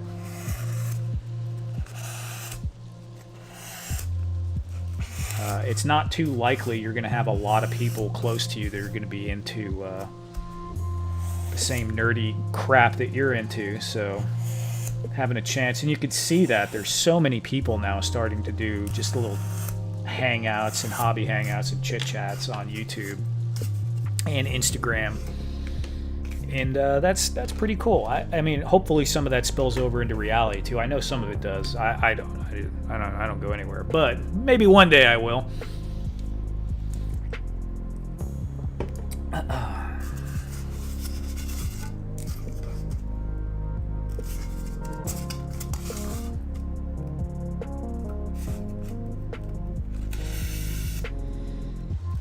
It's been getting crazy hot here too. It's supposed to be in the triple digits. Something like 6 or 7 days out of the next, I don't even know, 10 days.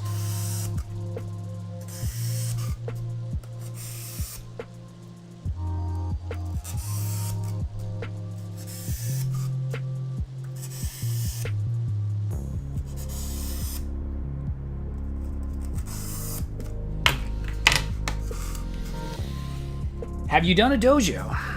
No, man, I haven't done a dojo, but I actually am going to have to do one pretty soon, I think. I was discussing with a buddy of mine that I do work for sometimes, and he was mentioning that he wants a dojo for photos, so that will probably be coming up here sort of soon.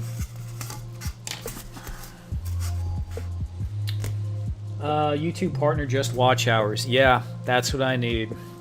I am severely lacking on watch hours, but the live streams, they do help. They definitely help. If I do them every single week, at least one a week, like I have been, I don't know, I didn't figure it out exactly, but it'll take a while. I need another like 2,500 watch hours. So when I do one of these live streams, I'm getting, I don't know, maybe about 100, 60 to 100, something like that. I gotta look, actually. I gotta look. I spent a lot of time focusing on my Instagram the last year. Well, yeah, maybe about the last year and a half. And I grew on Instagram a lot, doing lots of short clips. And that was great. But I feel like the YouTube was kind of always the goal, was to get a little bit more going over here. Obviously, there's more monetization options on YouTube, but also just the longer form content is... YouTube is a search engine. Things stay on there forever. When I make stuff on Instagram, people see it for a couple of weeks, then they never see it again. Some people will go through and find things, but people are always asking me, how do you do this? How do you do that? And I've covered it, but you can't search Instagram. YouTube, you put it on there, people are watching that video, 10 years from now.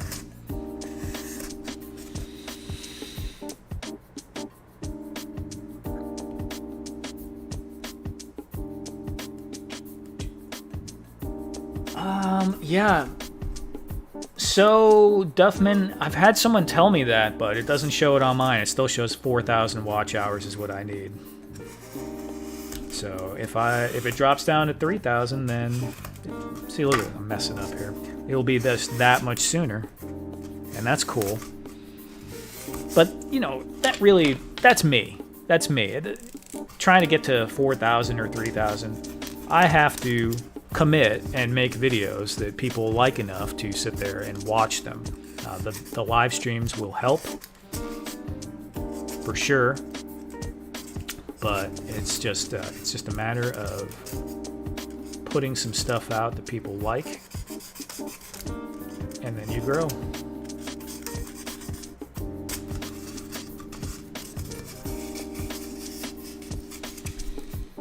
I sent you a link to a video to help you with that. Okay, cool. Thanks, Duffman.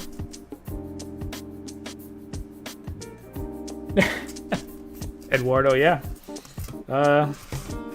You gotta do whatever works for you, man. Whatever works for you. If you had one of those that has the temperature control on it, you don't have to be as steady with it. You know, you can get it right to the point where it's cutting. With that, if you slow down for a minute, it kind of burns a hole. So you got to keep the pressure going.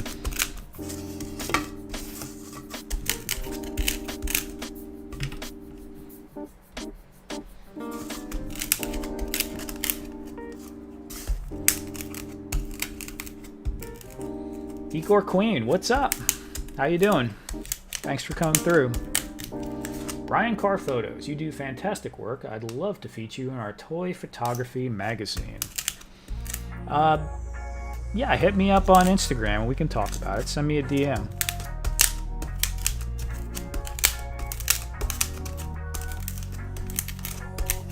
And thank you.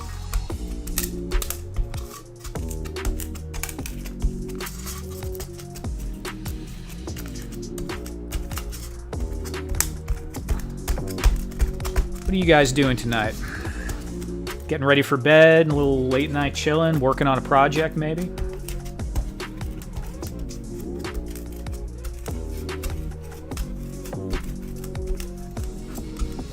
You know what I need to learn how to do, and I have no idea how to do, is where you click people's comments and bring them onto the screen. I have no idea how to do that. I'm sure it's super simple.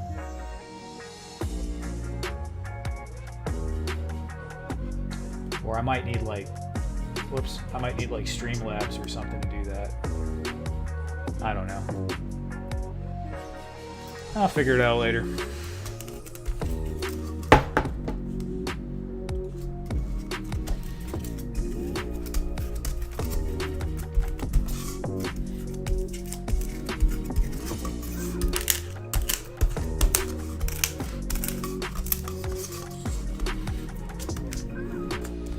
Do you ever use a heat gun? Brian Jared, how are you doing, man? Do you ever use a heat gun or hair dryer to help you molding foam? I have a heat gun. I don't really use it with foam.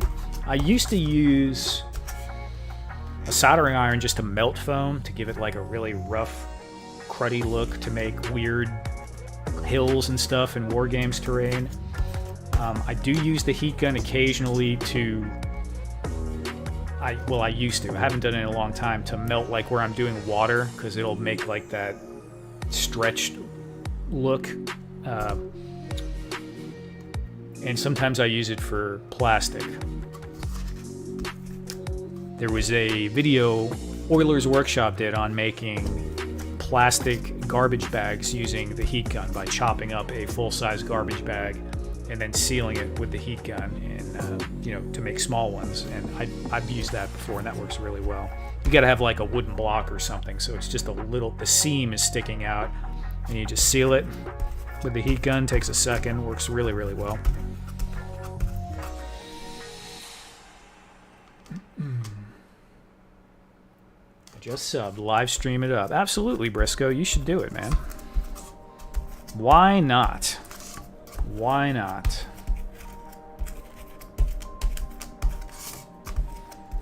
Do you have any videos up, Briscoe?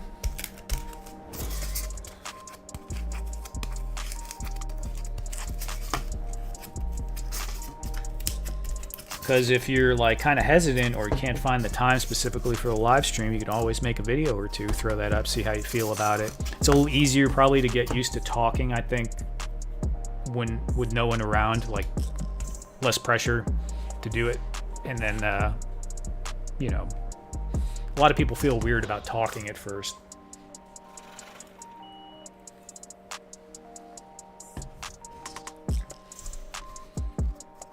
Curly making a kid's Stolas doll. I don't know what that is, Geeker Queen. Making a doll. Nice. What kind of doll is that? Is it like porcelain doll? Fabric doll? I don't know. Don't know too much about that.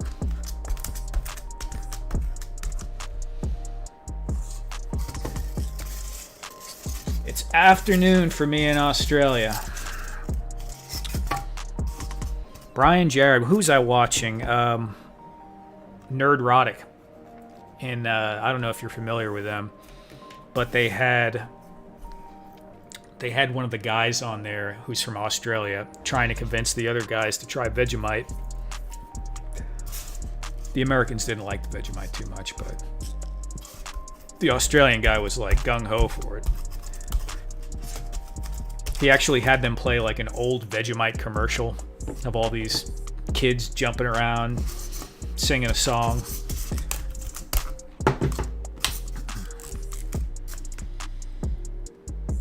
Action figure Barbie size, putting in light up eyes. Oh, that sounds cool. That sounds really cool.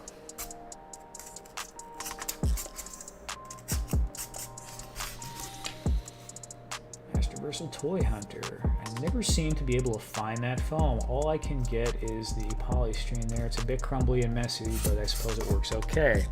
Using paper mache over the top. Yes, exactly. Paper mache over the top works. I used to use just white glue with like sand mixed into it, and it gives it like a crazy hard crust over the top of it. It might not fully cover the texture, but it usually did. I would also flock it, usually the top. I did that when I was making hills and stuff. You can make do, but definitely this type of foam, the XPS foam, takes the details. You can, you know, impress things in it like this rock, and you can't do any of that with the white foam.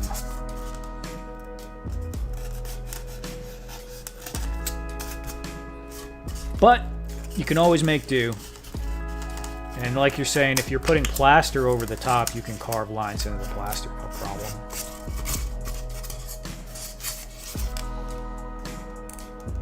Currently 5 p.m. Briscoe has one video. Oh, okay. Competition thing. So, you know, with me, what did I do? Originally, I did some gaming videos on another channel I have that's still kind of creeping around out there. Just a few. And then I did... One of those videos ended up being...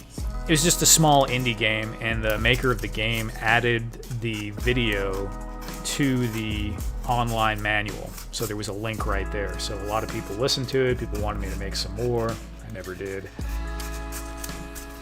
But after doing that, that kind of like broke the ice where I felt okay with doing that. I made some diorama videos maybe 8 years ago, 7 or 8 years ago. Made like 5 of them. And never made them again, never thought about it again. Looked at the channel, this channel, years later, like 4 or 5 years later, and you know, one of those videos had maybe like 40 or 50,000 views at the time, which I thought was pretty cool, you know, and just didn't even think about it. Like, just kept accumulating views over the years. And that's what's cool about YouTube.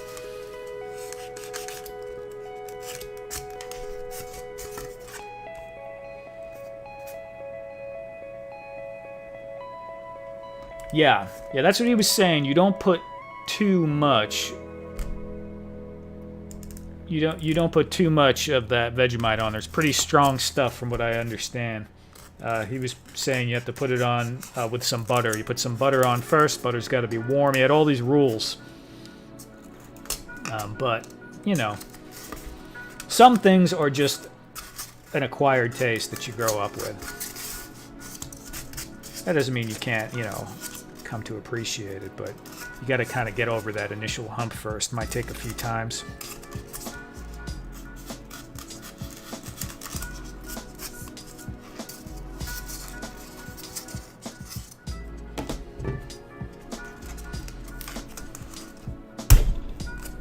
Just smash it with a rock, dude. Just smash it. I am on a glass desk. I might want to be. I want to not smash it quite so much. Oh man, look at that. That's good. That'll work.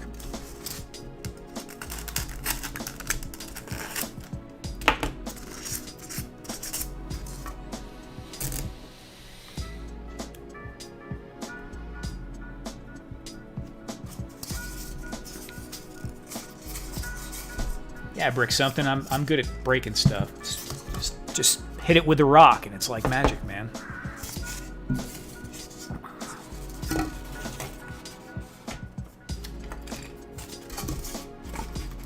Brick something. You ever do? I haven't really. I'm sorry.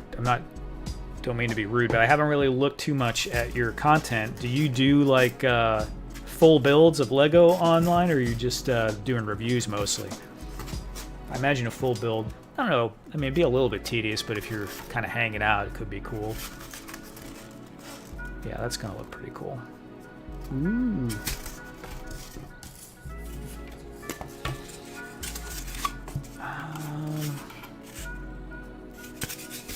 Okay, I'm going to need to cut an angle for this. Do I want to just totally MacGyver it and cut it by hand? Sure, why not? I would normally use my hot wire cutter for this, but this is the just winging it, cut it all by hand stream. Let's see.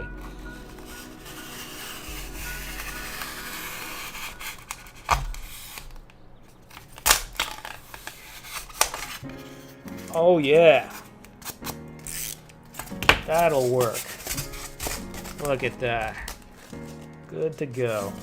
Now, of course, the other side is never going to be the same angle. But it ain't gonna matter. It's gotta go this way.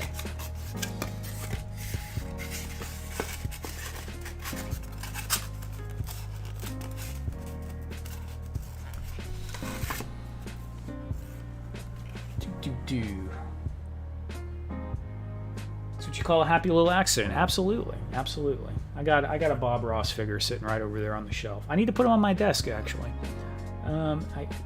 Brick Something says, I actually don't do a ton of Lego on the channel, only one series with a friend who bought her first set, the Giant 500 Rivendell. Oh, very cool. I almost bought that Tower of Orthanc, Saruman's Tower, a long time ago.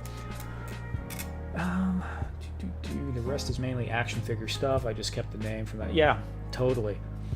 Totally. I love Legos. I don't enjoy doing them as much as I used to when I was a kid because my back hurts, my hands hurt, my neck hurts from trying to put everything together after a long time of doing them. But maybe with the proper lighting and I tried to do it on the floor and it was not happening. I mean, I felt like I needed to be in traction after that.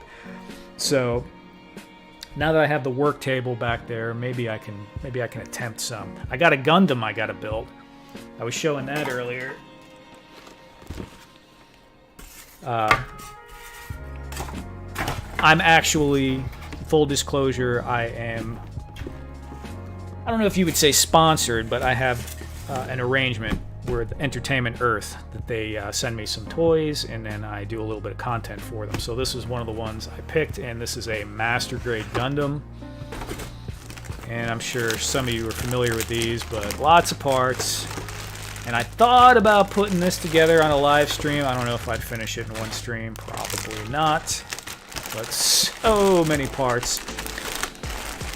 But you got to clip them and then sand them down a little bit. I'm not going to paint them. I might do panel lining after I put it together.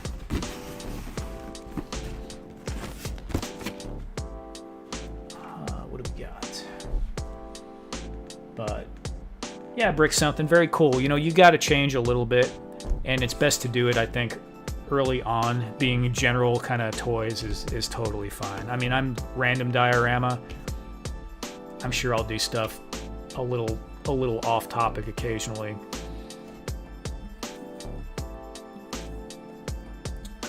Doing number 2 pants considered a happy little accident. No, Briscoe, it's not.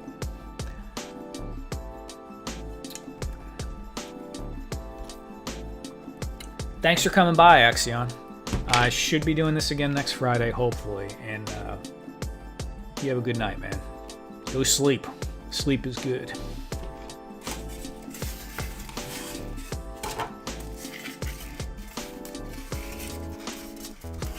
Please send me one Dr. Pepper that do not exist. You can't get Dr. Pepper in Brazil? Eduardo, is that for real? No Dr. Pepper in Brazil? It's kind of messed up if it's true.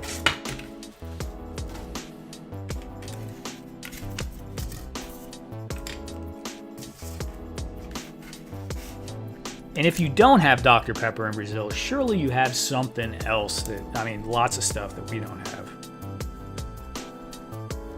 Probably a lot of like home cooked stuff, probably.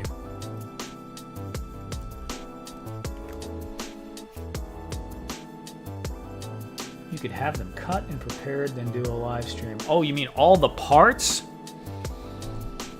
Jared, I will mess that. Jared, sorry. I will mess that up, dude. That will be, I will lose all those parts. I mean, you have to, the sprues are numbered. So as you're going through the instructions, it tells you which sprue to go to for which part to put it on there. So unless I just had it all perfectly laid out, I would definitely jack that up.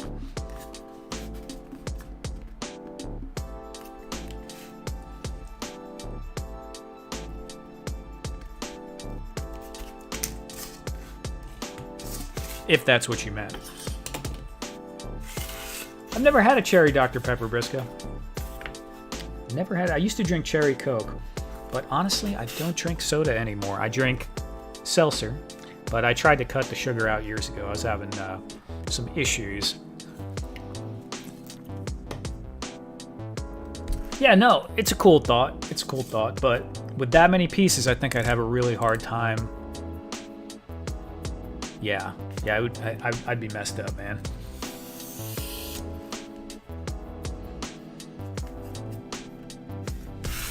Let me move over here a little bit.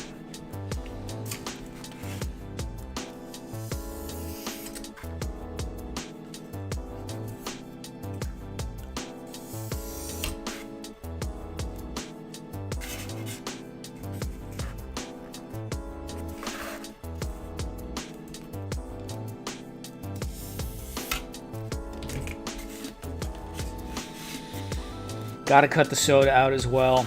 Yeah, it was crazy. I was getting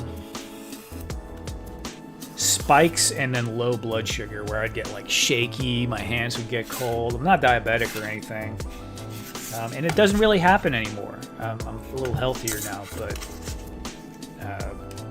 for years it was just terrible. When I'd have too much sugar, I'd shoot up and then crash down and then feel like I was going to fall over unless I had like food steadily going into me.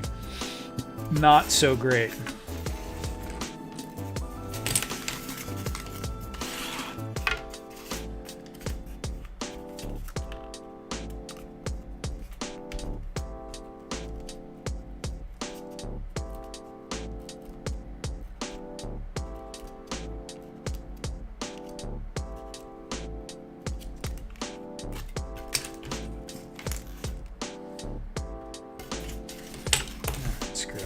We're just doing, this is just a wing it stream.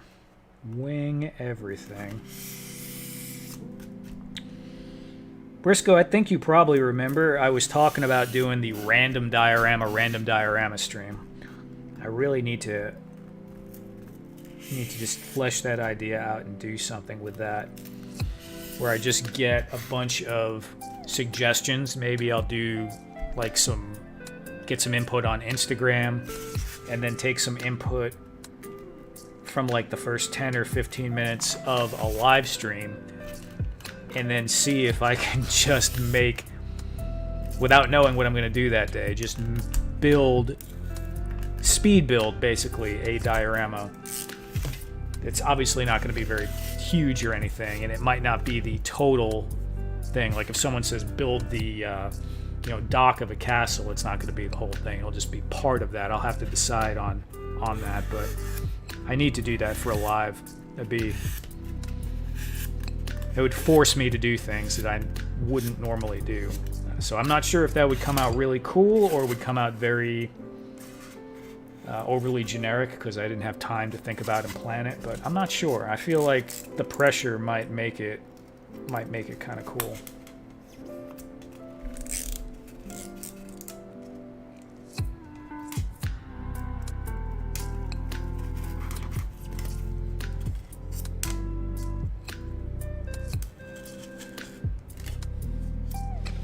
A 1/1 scale Death Star diorama?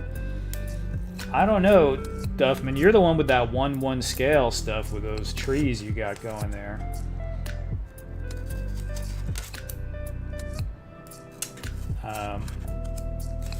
I'm gonna need a lot bigger camera mount to do anything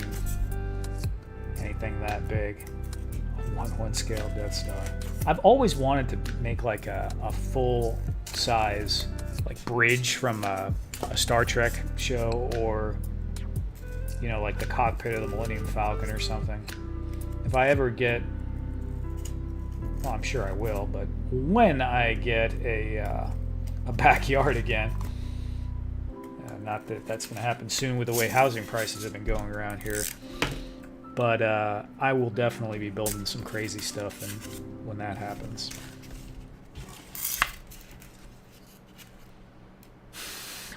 Death Star. Why the Death Star? It's just round. I mean, it's got to be something. Anything but the Death Star would be cool.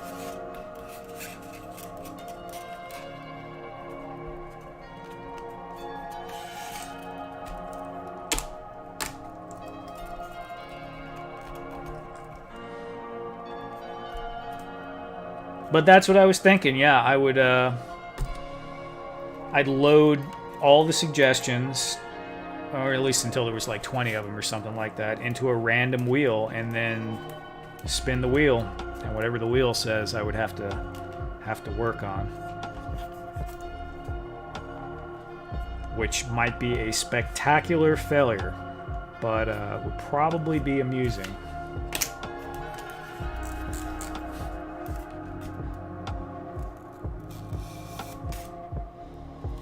But I will tell you, if you said Death Star, I probably wouldn't do the whole Death Star.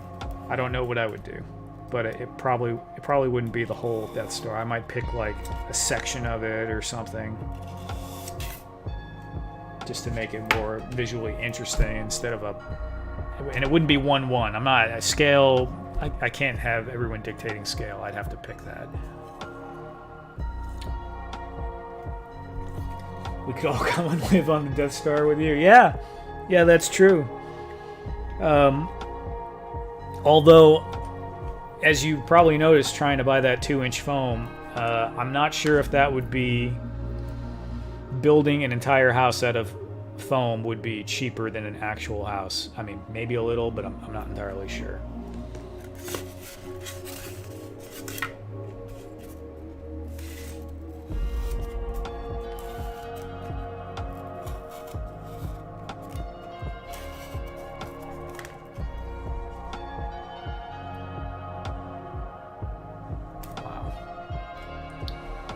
Good stuff.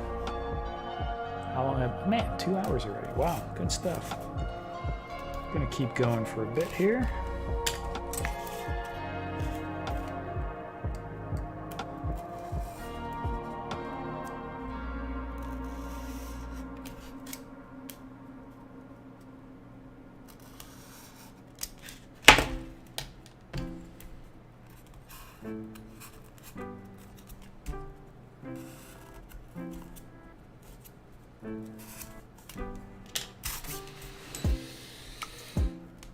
So sad. Not to mention 1/1 scale would be the size of the moon. Yeah, that might cause a couple of issues, Duffman. I'm not sure. Man. We might have to get Elon Musk involved in this to come up with a plan. It probably won't work anyway. But hey, you never know. You gotta have a dream. I remember, I think it was 2nd or 3rd grade, the teacher asked everyone what they wanted to do. Like, if you could do anything at all, what do you want to do when you grow up? Or one thing that you can do. And I said, I wanted a ray gun that would make anything I built in Lego into reality. So I could, it would blow it up to full size. So, and now here I am 35 years later doing this. So what do you know? Sometimes we should just listen to our child selves. I didn't have to go through all that other stuff I went through. I was already here when I was like 7 years old. Ah, well.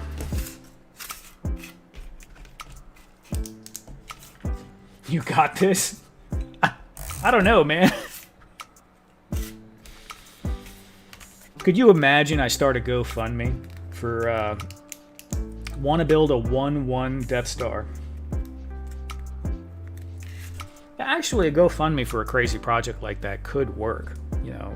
I don't know about obviously not going to build a 1-1 Death Star, but build the Bridge of the Enterprise or something like that. Maybe. I always thought it'd be cool to redo like a space shuttle from Star Trek, do the whole interior.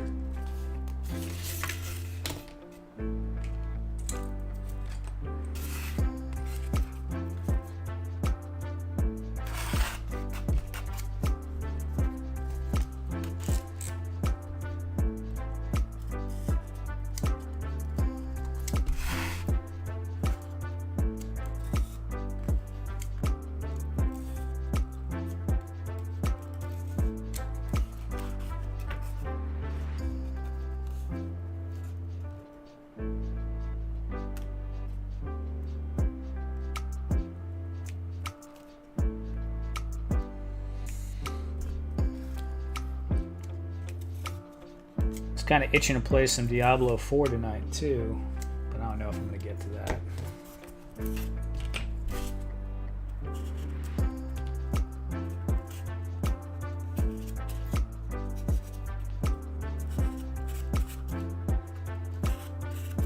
I know I've asked before, but is anyone in here playing any Diablo 4?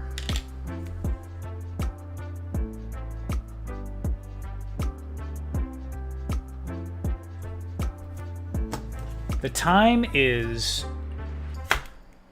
12:36, so it's 36 minutes after midnight.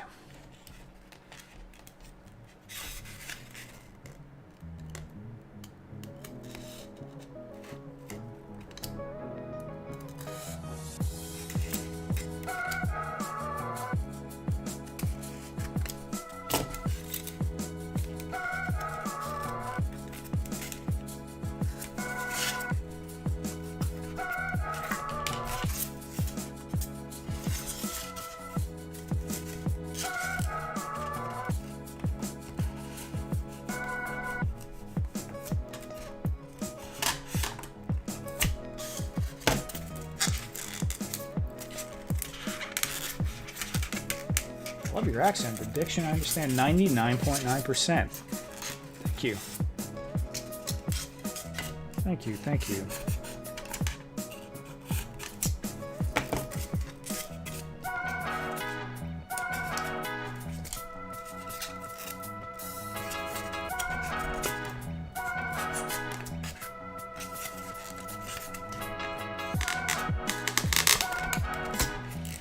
My accent is kind of muddled, though, because I'm originally from New York, but I've been in Texas a long time, so it's, I don't know what it is now. When I talk to people from New York, they say I sound like I'm from Texas, and when sometimes if I get going, usually if I'm like a little arguing or something, I'll sound more from up north.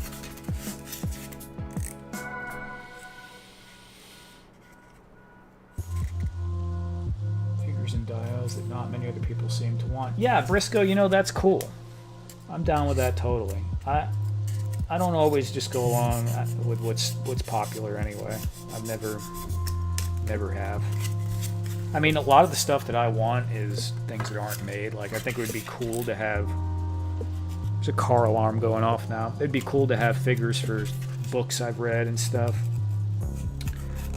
They'll probably never happen.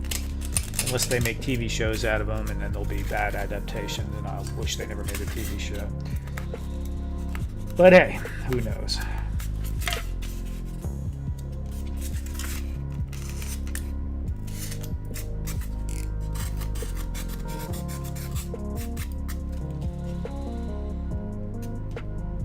"3:37 p.m. And then we got Eduardo down there in Brazil at 2:38 a.m. Man, oh man. All different times.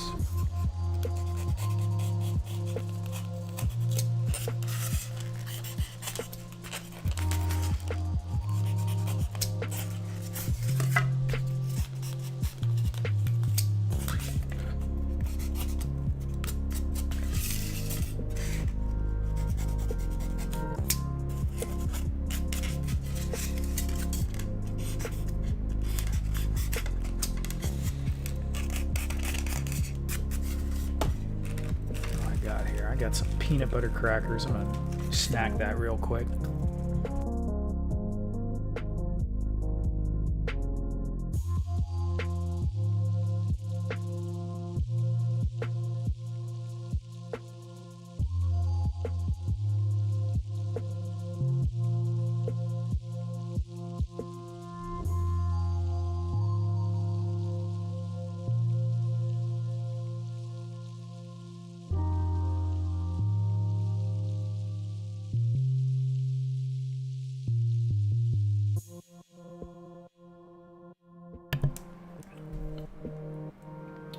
Steve Michael says, "I'm making Marvel Legends size supernatural figures for my daughter.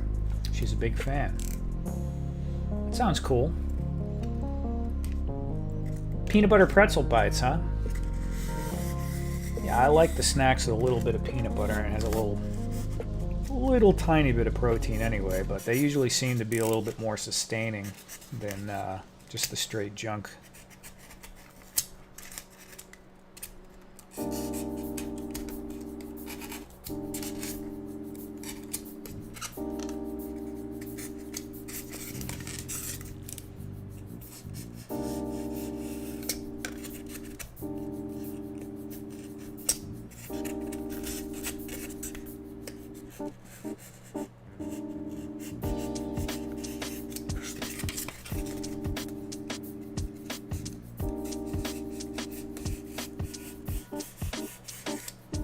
There goes that car alarm again.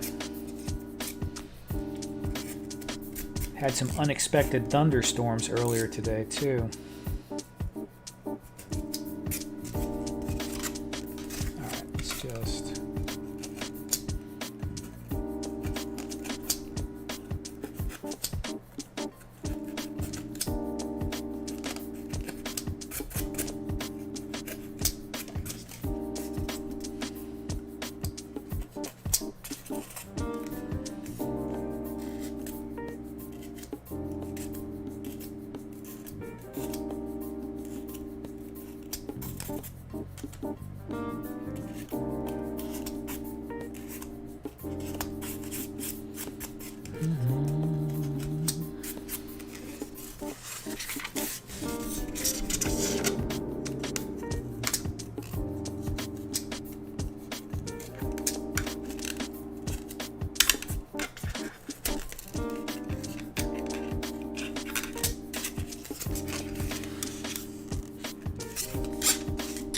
hit it with a rock before I take too much stuff out of it.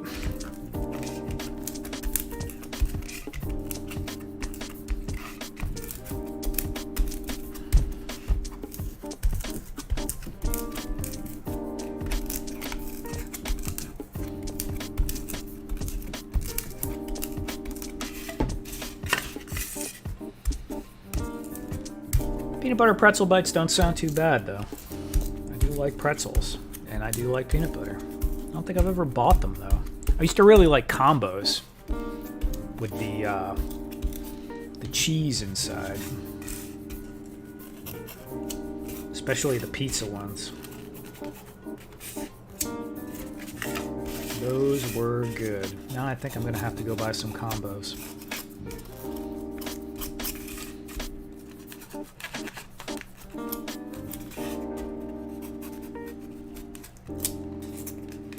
feel like combos is definitely a 80s kid snack.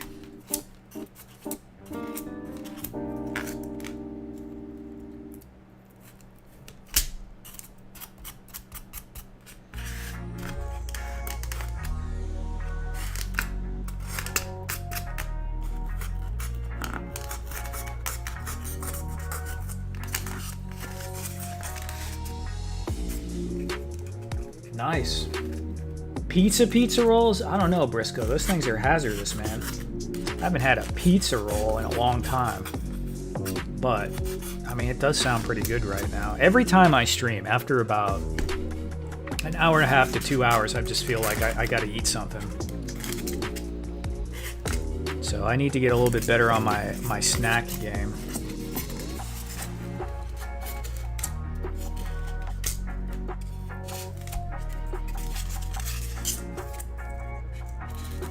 My snack planning, if you would.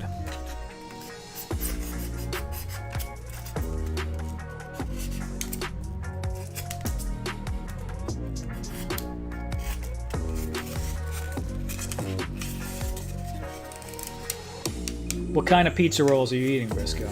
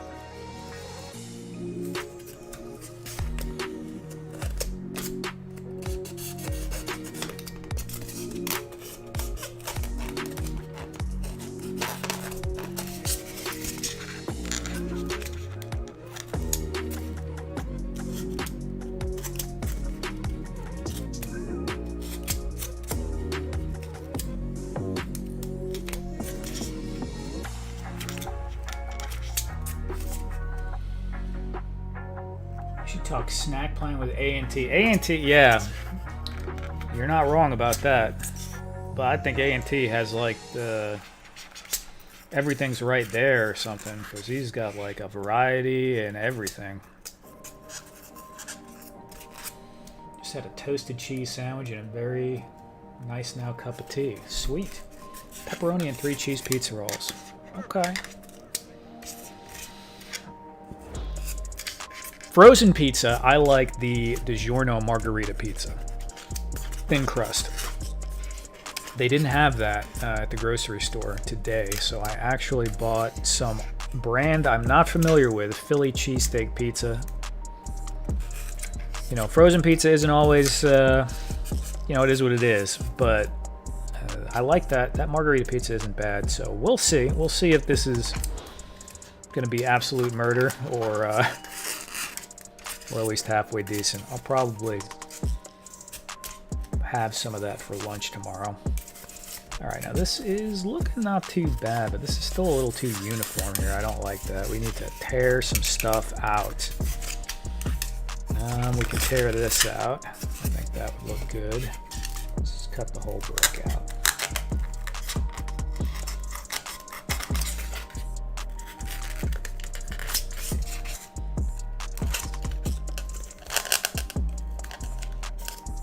Easy. I'm getting tired, so I don't want to go too quick with this knife.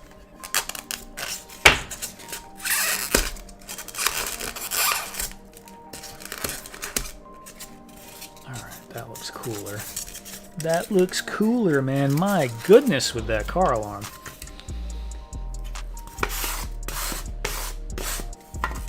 French bread pizza and then put them in the air fryer. Nice. MMCL plays. Oh, hello, I'm late. Yeah, a little late, man, but better late than never. Better late than never. How you doing tonight?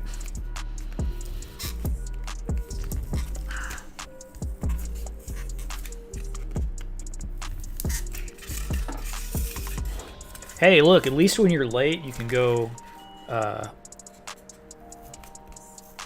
check out the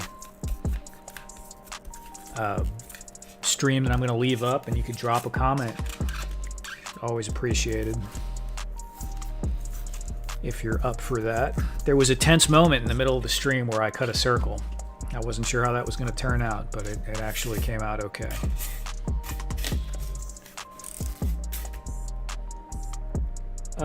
Damn, that sounds delicious stuff, man. Yeah. MMCL, you don't have to, man. No pressure. I'm just saying, man. What are you doing tonight? Just chilling now?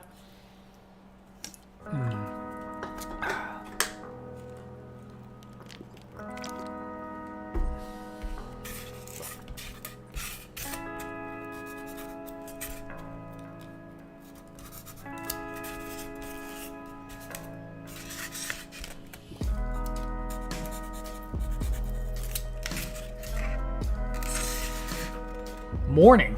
Oh, goodness. I mean, technically it is morning here too. It's almost 1 o'clock.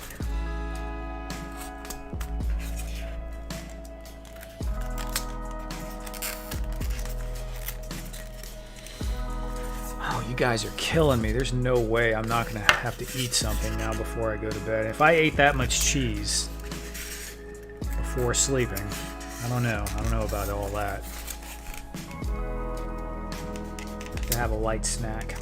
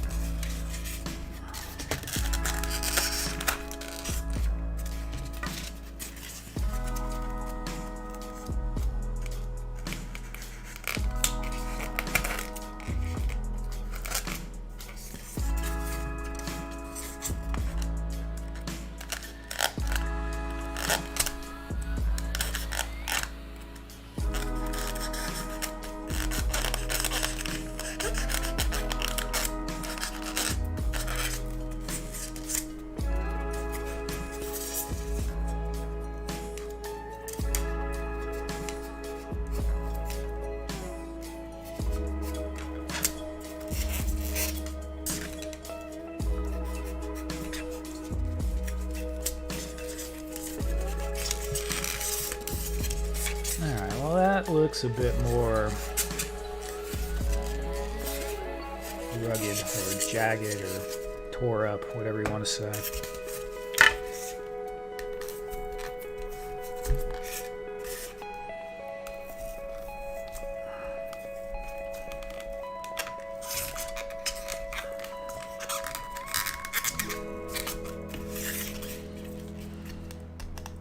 You know what? Where's that?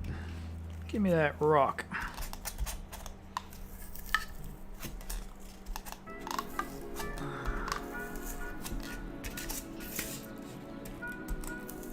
There we go. All right, I think I'm done with that piece.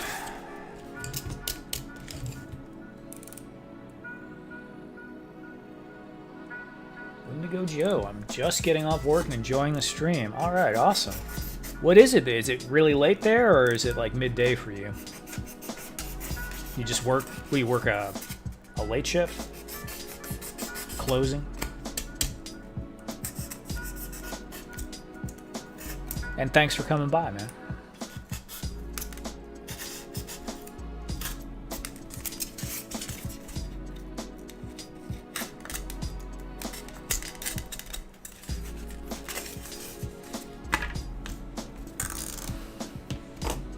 Corn cake with coconut?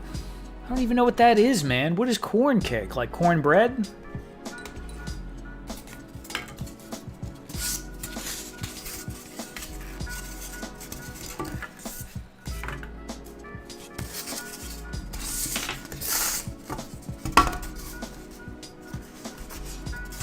It does.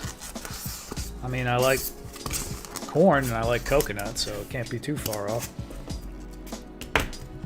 Let me get my handy dandy vacuum real quick to get some of this foam dust out of the way.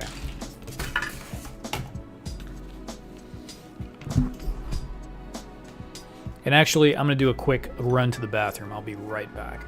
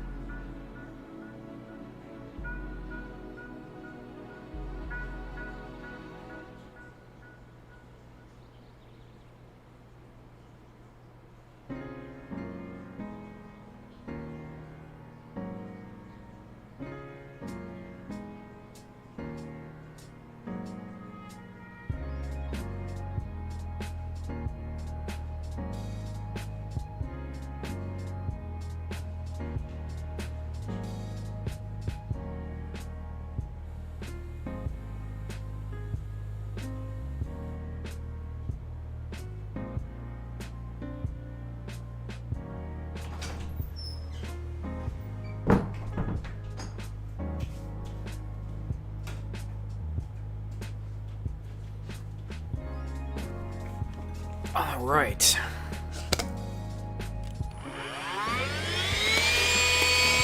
Probably gonna clog this thing up, but let's see.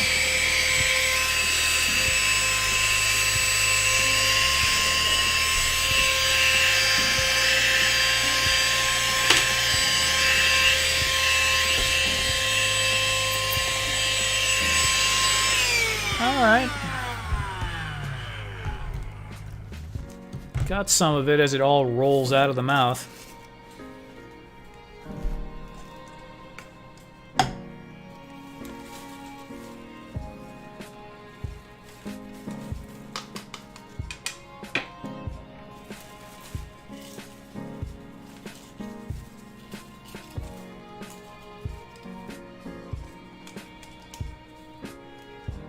The good thing about these is everything's like right there, so even if you clog it up, it just unclogs really, really easily.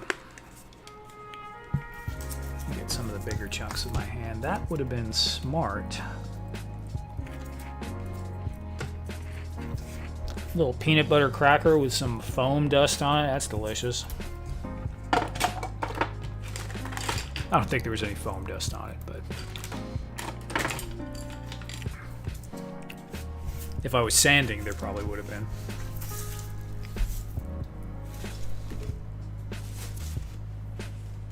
Don't eat foam dust, kids.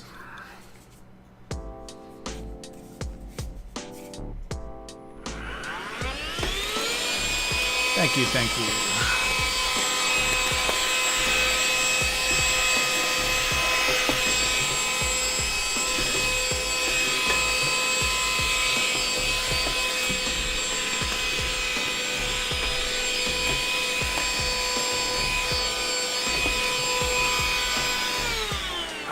So much better. Yeah, the foam dust adds that flavor.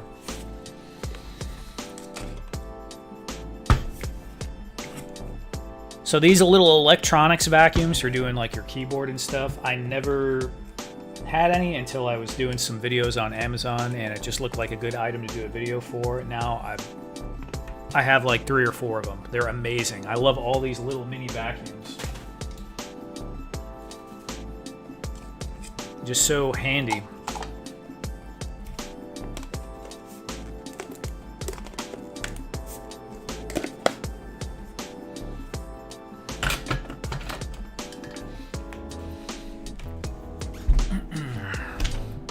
Okay, let's work on this second pillar.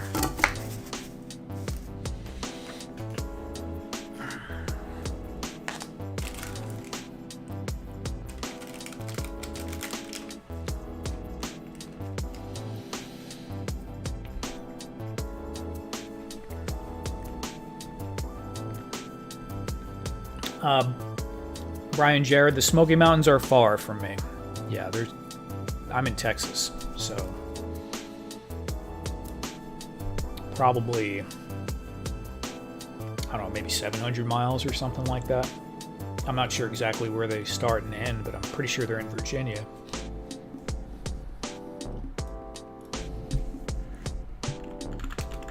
Let's look.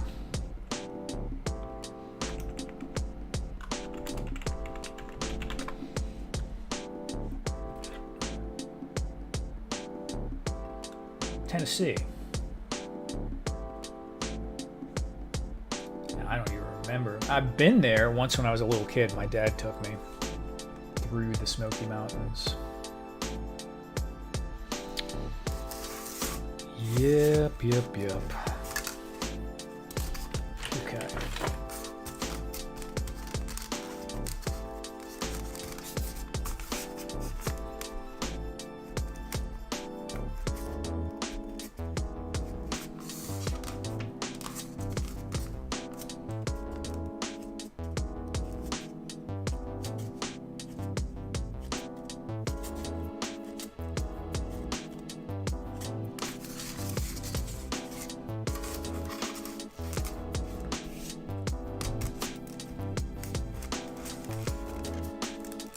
What brought up the Smoky Mountains? Just something you want to see? Or you got family?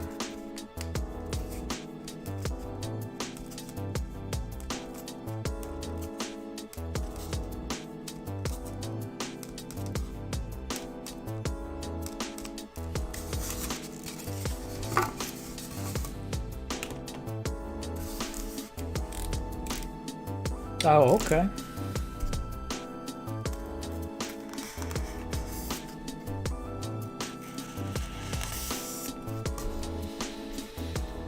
'92. Now that's funny because that probably wasn't that far removed from the time frame that I went there. Because in 1992 I would be 13. Might have been a little bit younger than that when I went with my dad.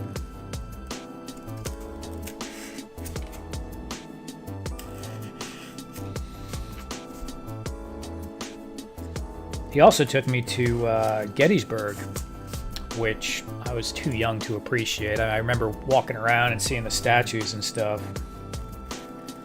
but I didn't know the history well enough to appreciate it.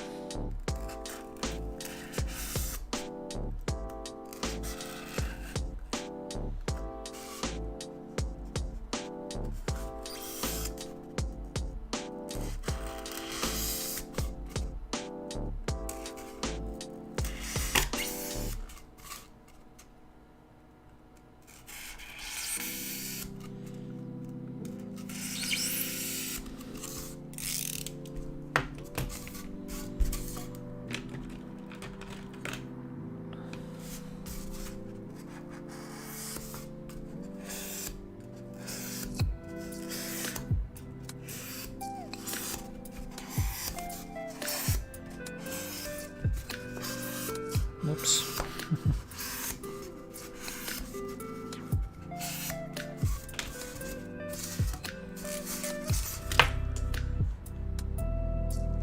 Wow.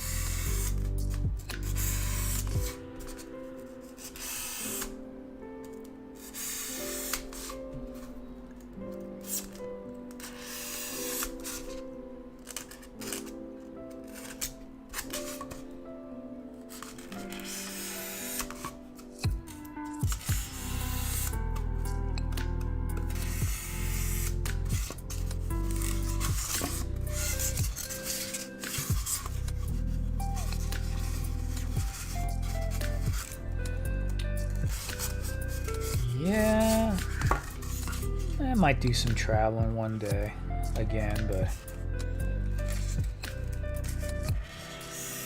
I got enough going on right here for now.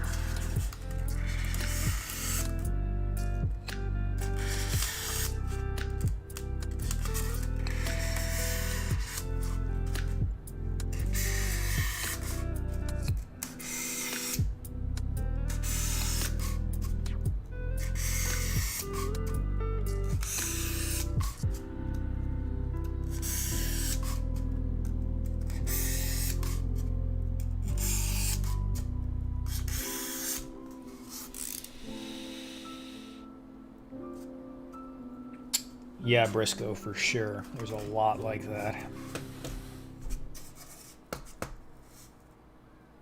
Wendigo Joe. Late shift dishwasher at Fuzzy's Taco in Texas. Cool. What part of Texas? Fuzzy's Taco. Now I want tacos. First it was pizza, then pizza rolls, now tacos. I'm telling you.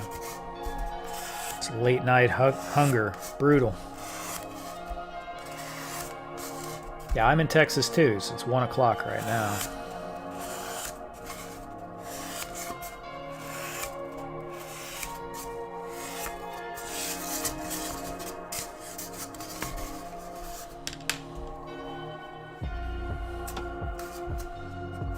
Didn't expect to go anywhere, but all good as we traveled through that area. Nice, nice.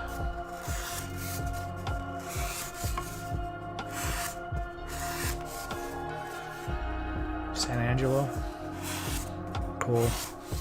I'm DFW area.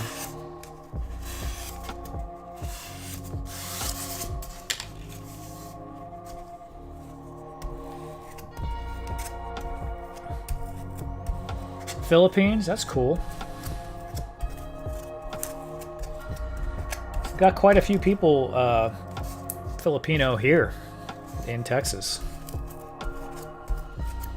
Seems to be a popular spot for Filipino people from the Philippines to migrate to.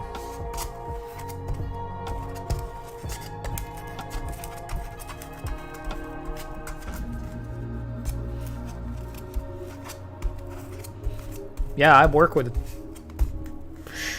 I don't know, at least half a dozen.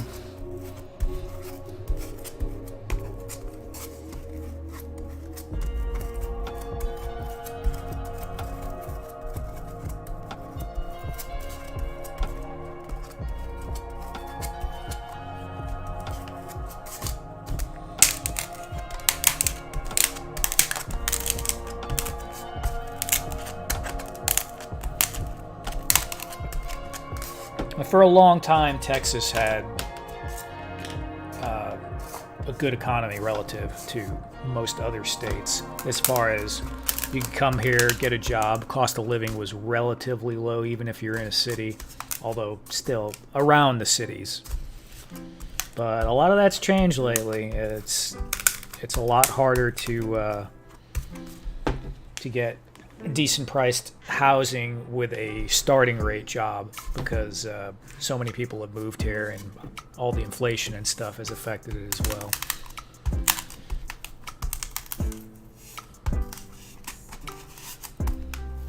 Duffman, I just have a part-time retail job right now. I do a lot of work from home, which is mostly, I'm obviously not making money doing this right now, but things similar to this, like the Amazon stuff and all that. So just a part-time retail. I've worked retail for a long time.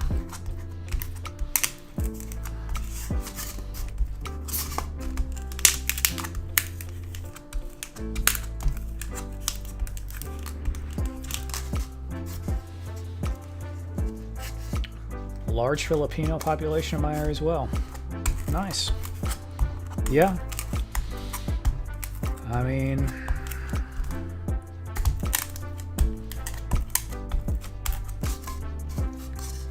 kind of move around and look for opportunity. That's what people do.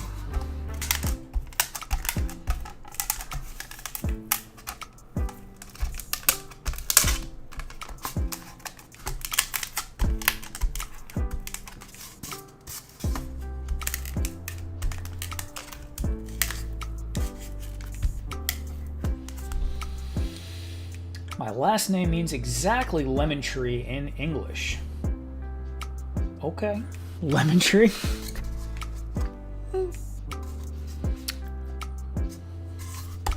Interesting.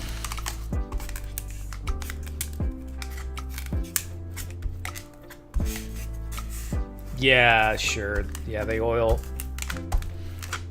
fields do that.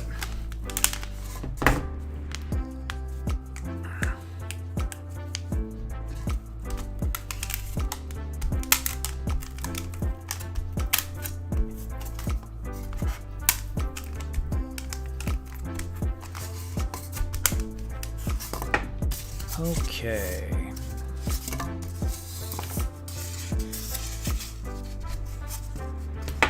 What can I see here? This is crazy.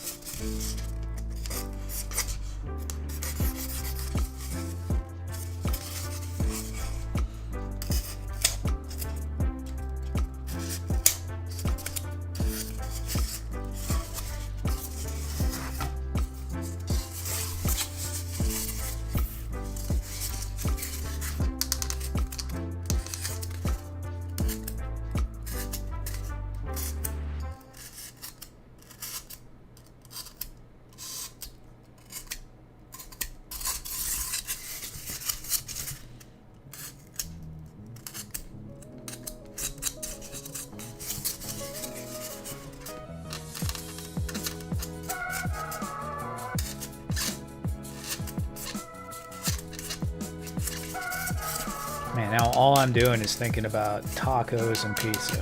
This is brutal.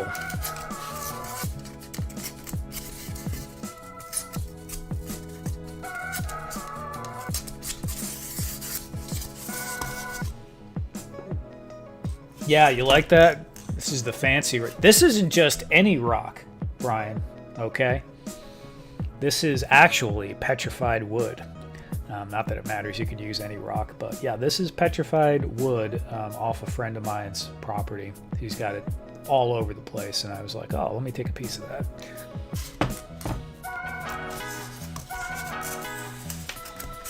Originally, when I was starting this, my whole thing was I didn't want to spend too much money on anything, do everything kind of on the cheap. Eventually, I kind of got a little bit fancier with some of it, the 3D printing, and the hot wire foam cutter was probably the first tool. Well, no, that's not true. I have a scroll saw I've had for, forever. Like, I don't know, since the late 90s, and it still runs. It's cheapo Ryobi, and that was for making bases out of MDF board. So that was my first expensive, $100 or something tool. But yeah, you can make a lot without going too crazy, and you don't even need that much variety. You can get a lot of stuff made just from foam. But with foam, a little cheapo 3D printer, I say cheapo, which is like maybe $200, and popsicle sticks, stuff like that around, you make almost anything.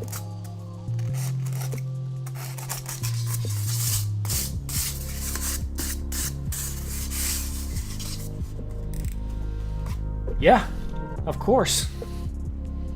Of course, I have a few different rocks too. I used to have a whole bunch, but I'm only down to like 3 now. I use aluminum foil too. Let's not forget that. Aluminum foil ball adds that texture. It's a little bit more even, but now works just the same. Get that focus. There you go.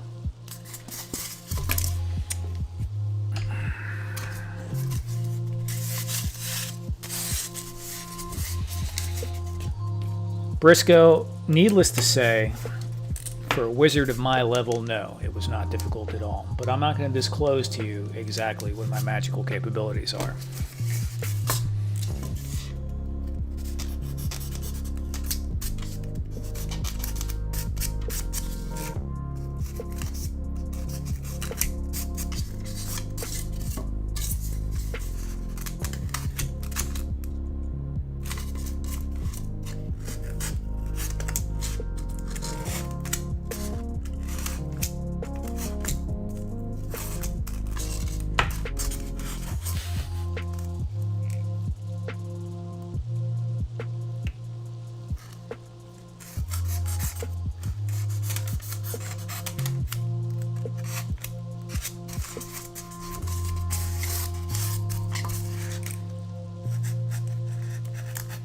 For a short while, I actually got into making like little signs and stuff with the scroll saw, and that was kind of fun. Except when you break a blade. When you break a blade on a scroll saw, it's very nerve-wracking because your hands are right there, and it just, makes a loud snap, and then it's flopping around. I never had one hit me or even come close to it, but it scares you.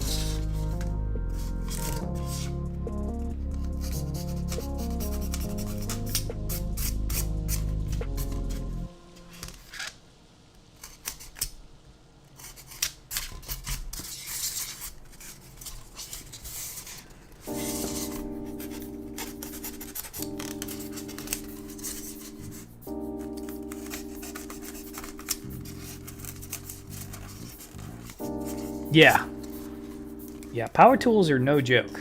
I mean, no joke at all. You gotta be thinking about stuff like this right here. There's a lot of power tools. You don't want to have this around. You could try to be careful, but like right now even, I'm using the knife. I feel myself getting a little tired. that's when accidents will tend to happen. I've been pretty fortunate so far, though.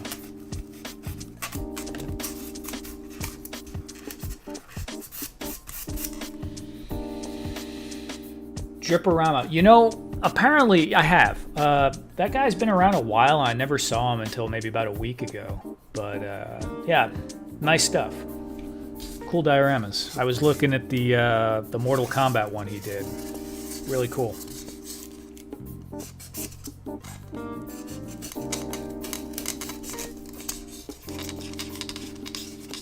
I might have seen him on Instagram because I recognize hearing that theme song that he plays, but I'm not sure.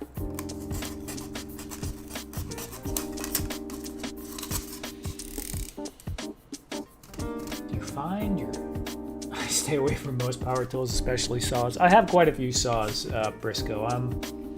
I feel pretty good with it. A lathe, you got to be really careful with. I don't have much experience with that, and I have a table saw, but you know, if you don't use it for a while, you just gotta be aware when you're using a table saw and not be a bozo, because it's pretty easy to do the wrong thing. Do you find your inspiration later in the evening? Brian Jarrett. So sometimes I will say that I'm generally more creative very early in the morning and very late at night. It probably has something to do with, I mean, it could be, you know, your circadian rhythm or something, and maybe it is, but I think it's more that people just leave you alone more in the morning and at night, so you kind of have some chill time to think. I do tend to be like sleepy in the middle of the day. I don't know, like my brain is not good at coming up with ideas midday for usually around 11, maybe 11 a.m. up until around 6 or 7, maybe 5 or 6, yeah, sometimes 7. Just can't really, I could do things that I already have lined out, but as far as cooking up new stuff, I can, but it's better late at night, early in the morning. The earlier the better. Unfortunately, the later the better too, it seems. What was the other one? That video he did with a small table saw, he got to cut popsicle sticks for a roof. Nope, I didn't see that. But I'll watch it. What was he...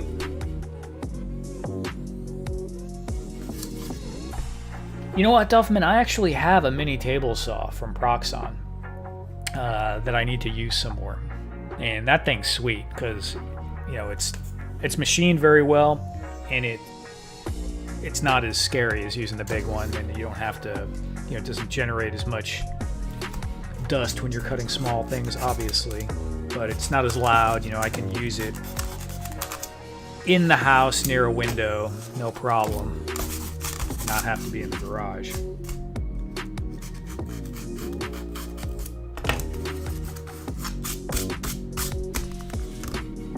I'll need to watch that though. How long have you been doing dioramas? So action figure dioramas, like on and off 10 years maybe, but as far as things with foam, longer. You know, probably the first things I made from foam were in the late 90s, mid to late 90s for Warhammer. Just some hills, maybe some ruins and stuff like that for tabletop games. But it's been very sporadic, very on and off, not consistent at all.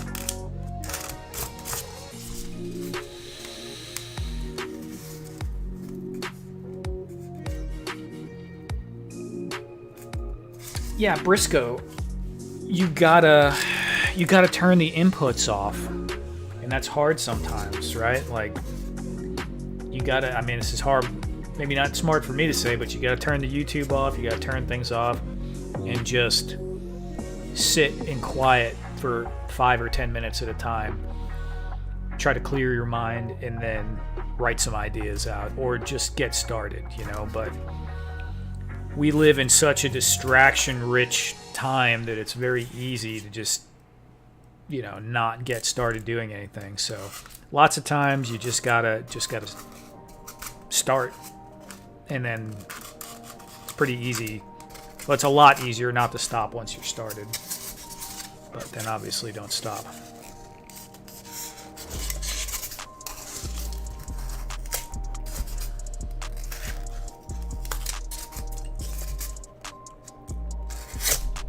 See, that right there was a slip, but fortunately that was not anywhere near the direction of me.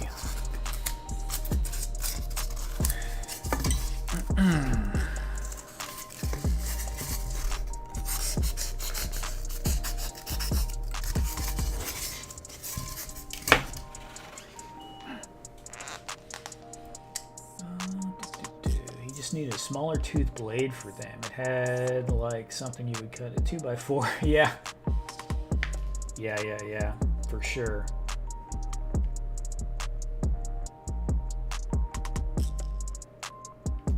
Oh, a sign maker. Cool. Styrene, which you use in sign making a lot, is really good for this stuff. Styrene's amazing. You can make all kinds of little cool things with styrene.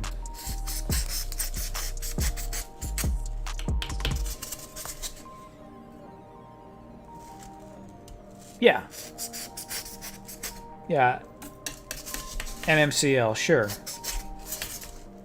That approach will work. I mean, if you're really not sure what to do, just get a pencil and a piece of paper and sketch some ideas out. Now, don't think you have to know how to draw or anything like that. It could just be doodly, crappy sketches, where's the window go? Where's the door go? Maybe, I want a column here. No one has to look at it. I mean, mine are, here's some of mine. Simple stuff. Loose, whatever, but at least it gives me an idea of where I want to place things. And you can do 10 of those in, 10 or 15 minutes. Helps you work through some of the ideas. Just because you're not used to drawing or you think you can't draw, don't be scared to just sketch something out real quick. No one else has to see it.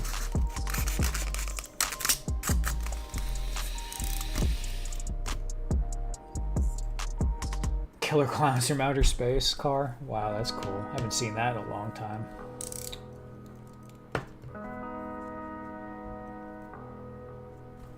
I just draw a straight line for walls and use a stick, man. Good drawing. It's sketches, but thank you.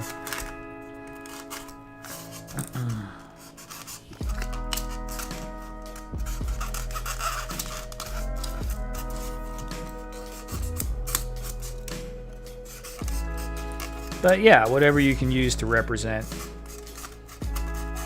what you want to do, so you have an idea of what to do when you get going.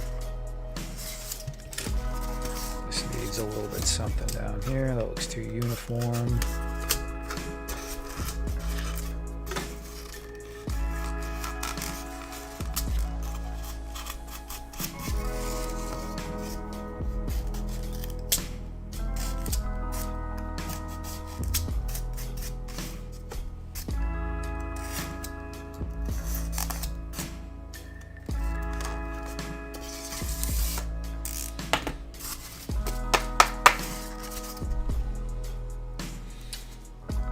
Yeah, so jumping on YouTube for ideas is cool, but it's very easy to get stuck in the loop of just watching too many dang YouTube videos and not actually doing anything. So if you're gonna do that, I would suggest you tell yourself you're gonna only watch 1 or 2 videos and then get to work on something. And if you feel like you can't make something big yet, like you want to make this diorama with an alleyway and all these crazy things in there, just pick a couple of things in the diorama. Like, oh, you want some crates? Just make a few crates, after watching a video. And this way, at least you kind of just get some momentum going. Usually once you just getting the foam cut to lay out what you're going to be doing is once that's done, usually it's pretty easy to get going, for me anyway. So yeah, that's gonna look pretty cool, joined up like that. For sure, for sure. Well, it is 1:25, and I am gonna get off of here. This went for 3 hours, which is one of my longer ones so far, so that's cool. And a lot of you guys came and hung out tonight. I really appreciate that. I enjoy the chats. Feel free to drop a comment when I put the video up. And hopefully I will see some of you again next week, next Friday. Maybe I'll do something before then, but I'm not sure. I do have a new video up if you guys haven't seen it, on making that, you know, this guy right here with the window in it as it all falls apart. But anyway, it was great hanging out with you guys. Hope everyone has a good night and don't stay up too late. Take care.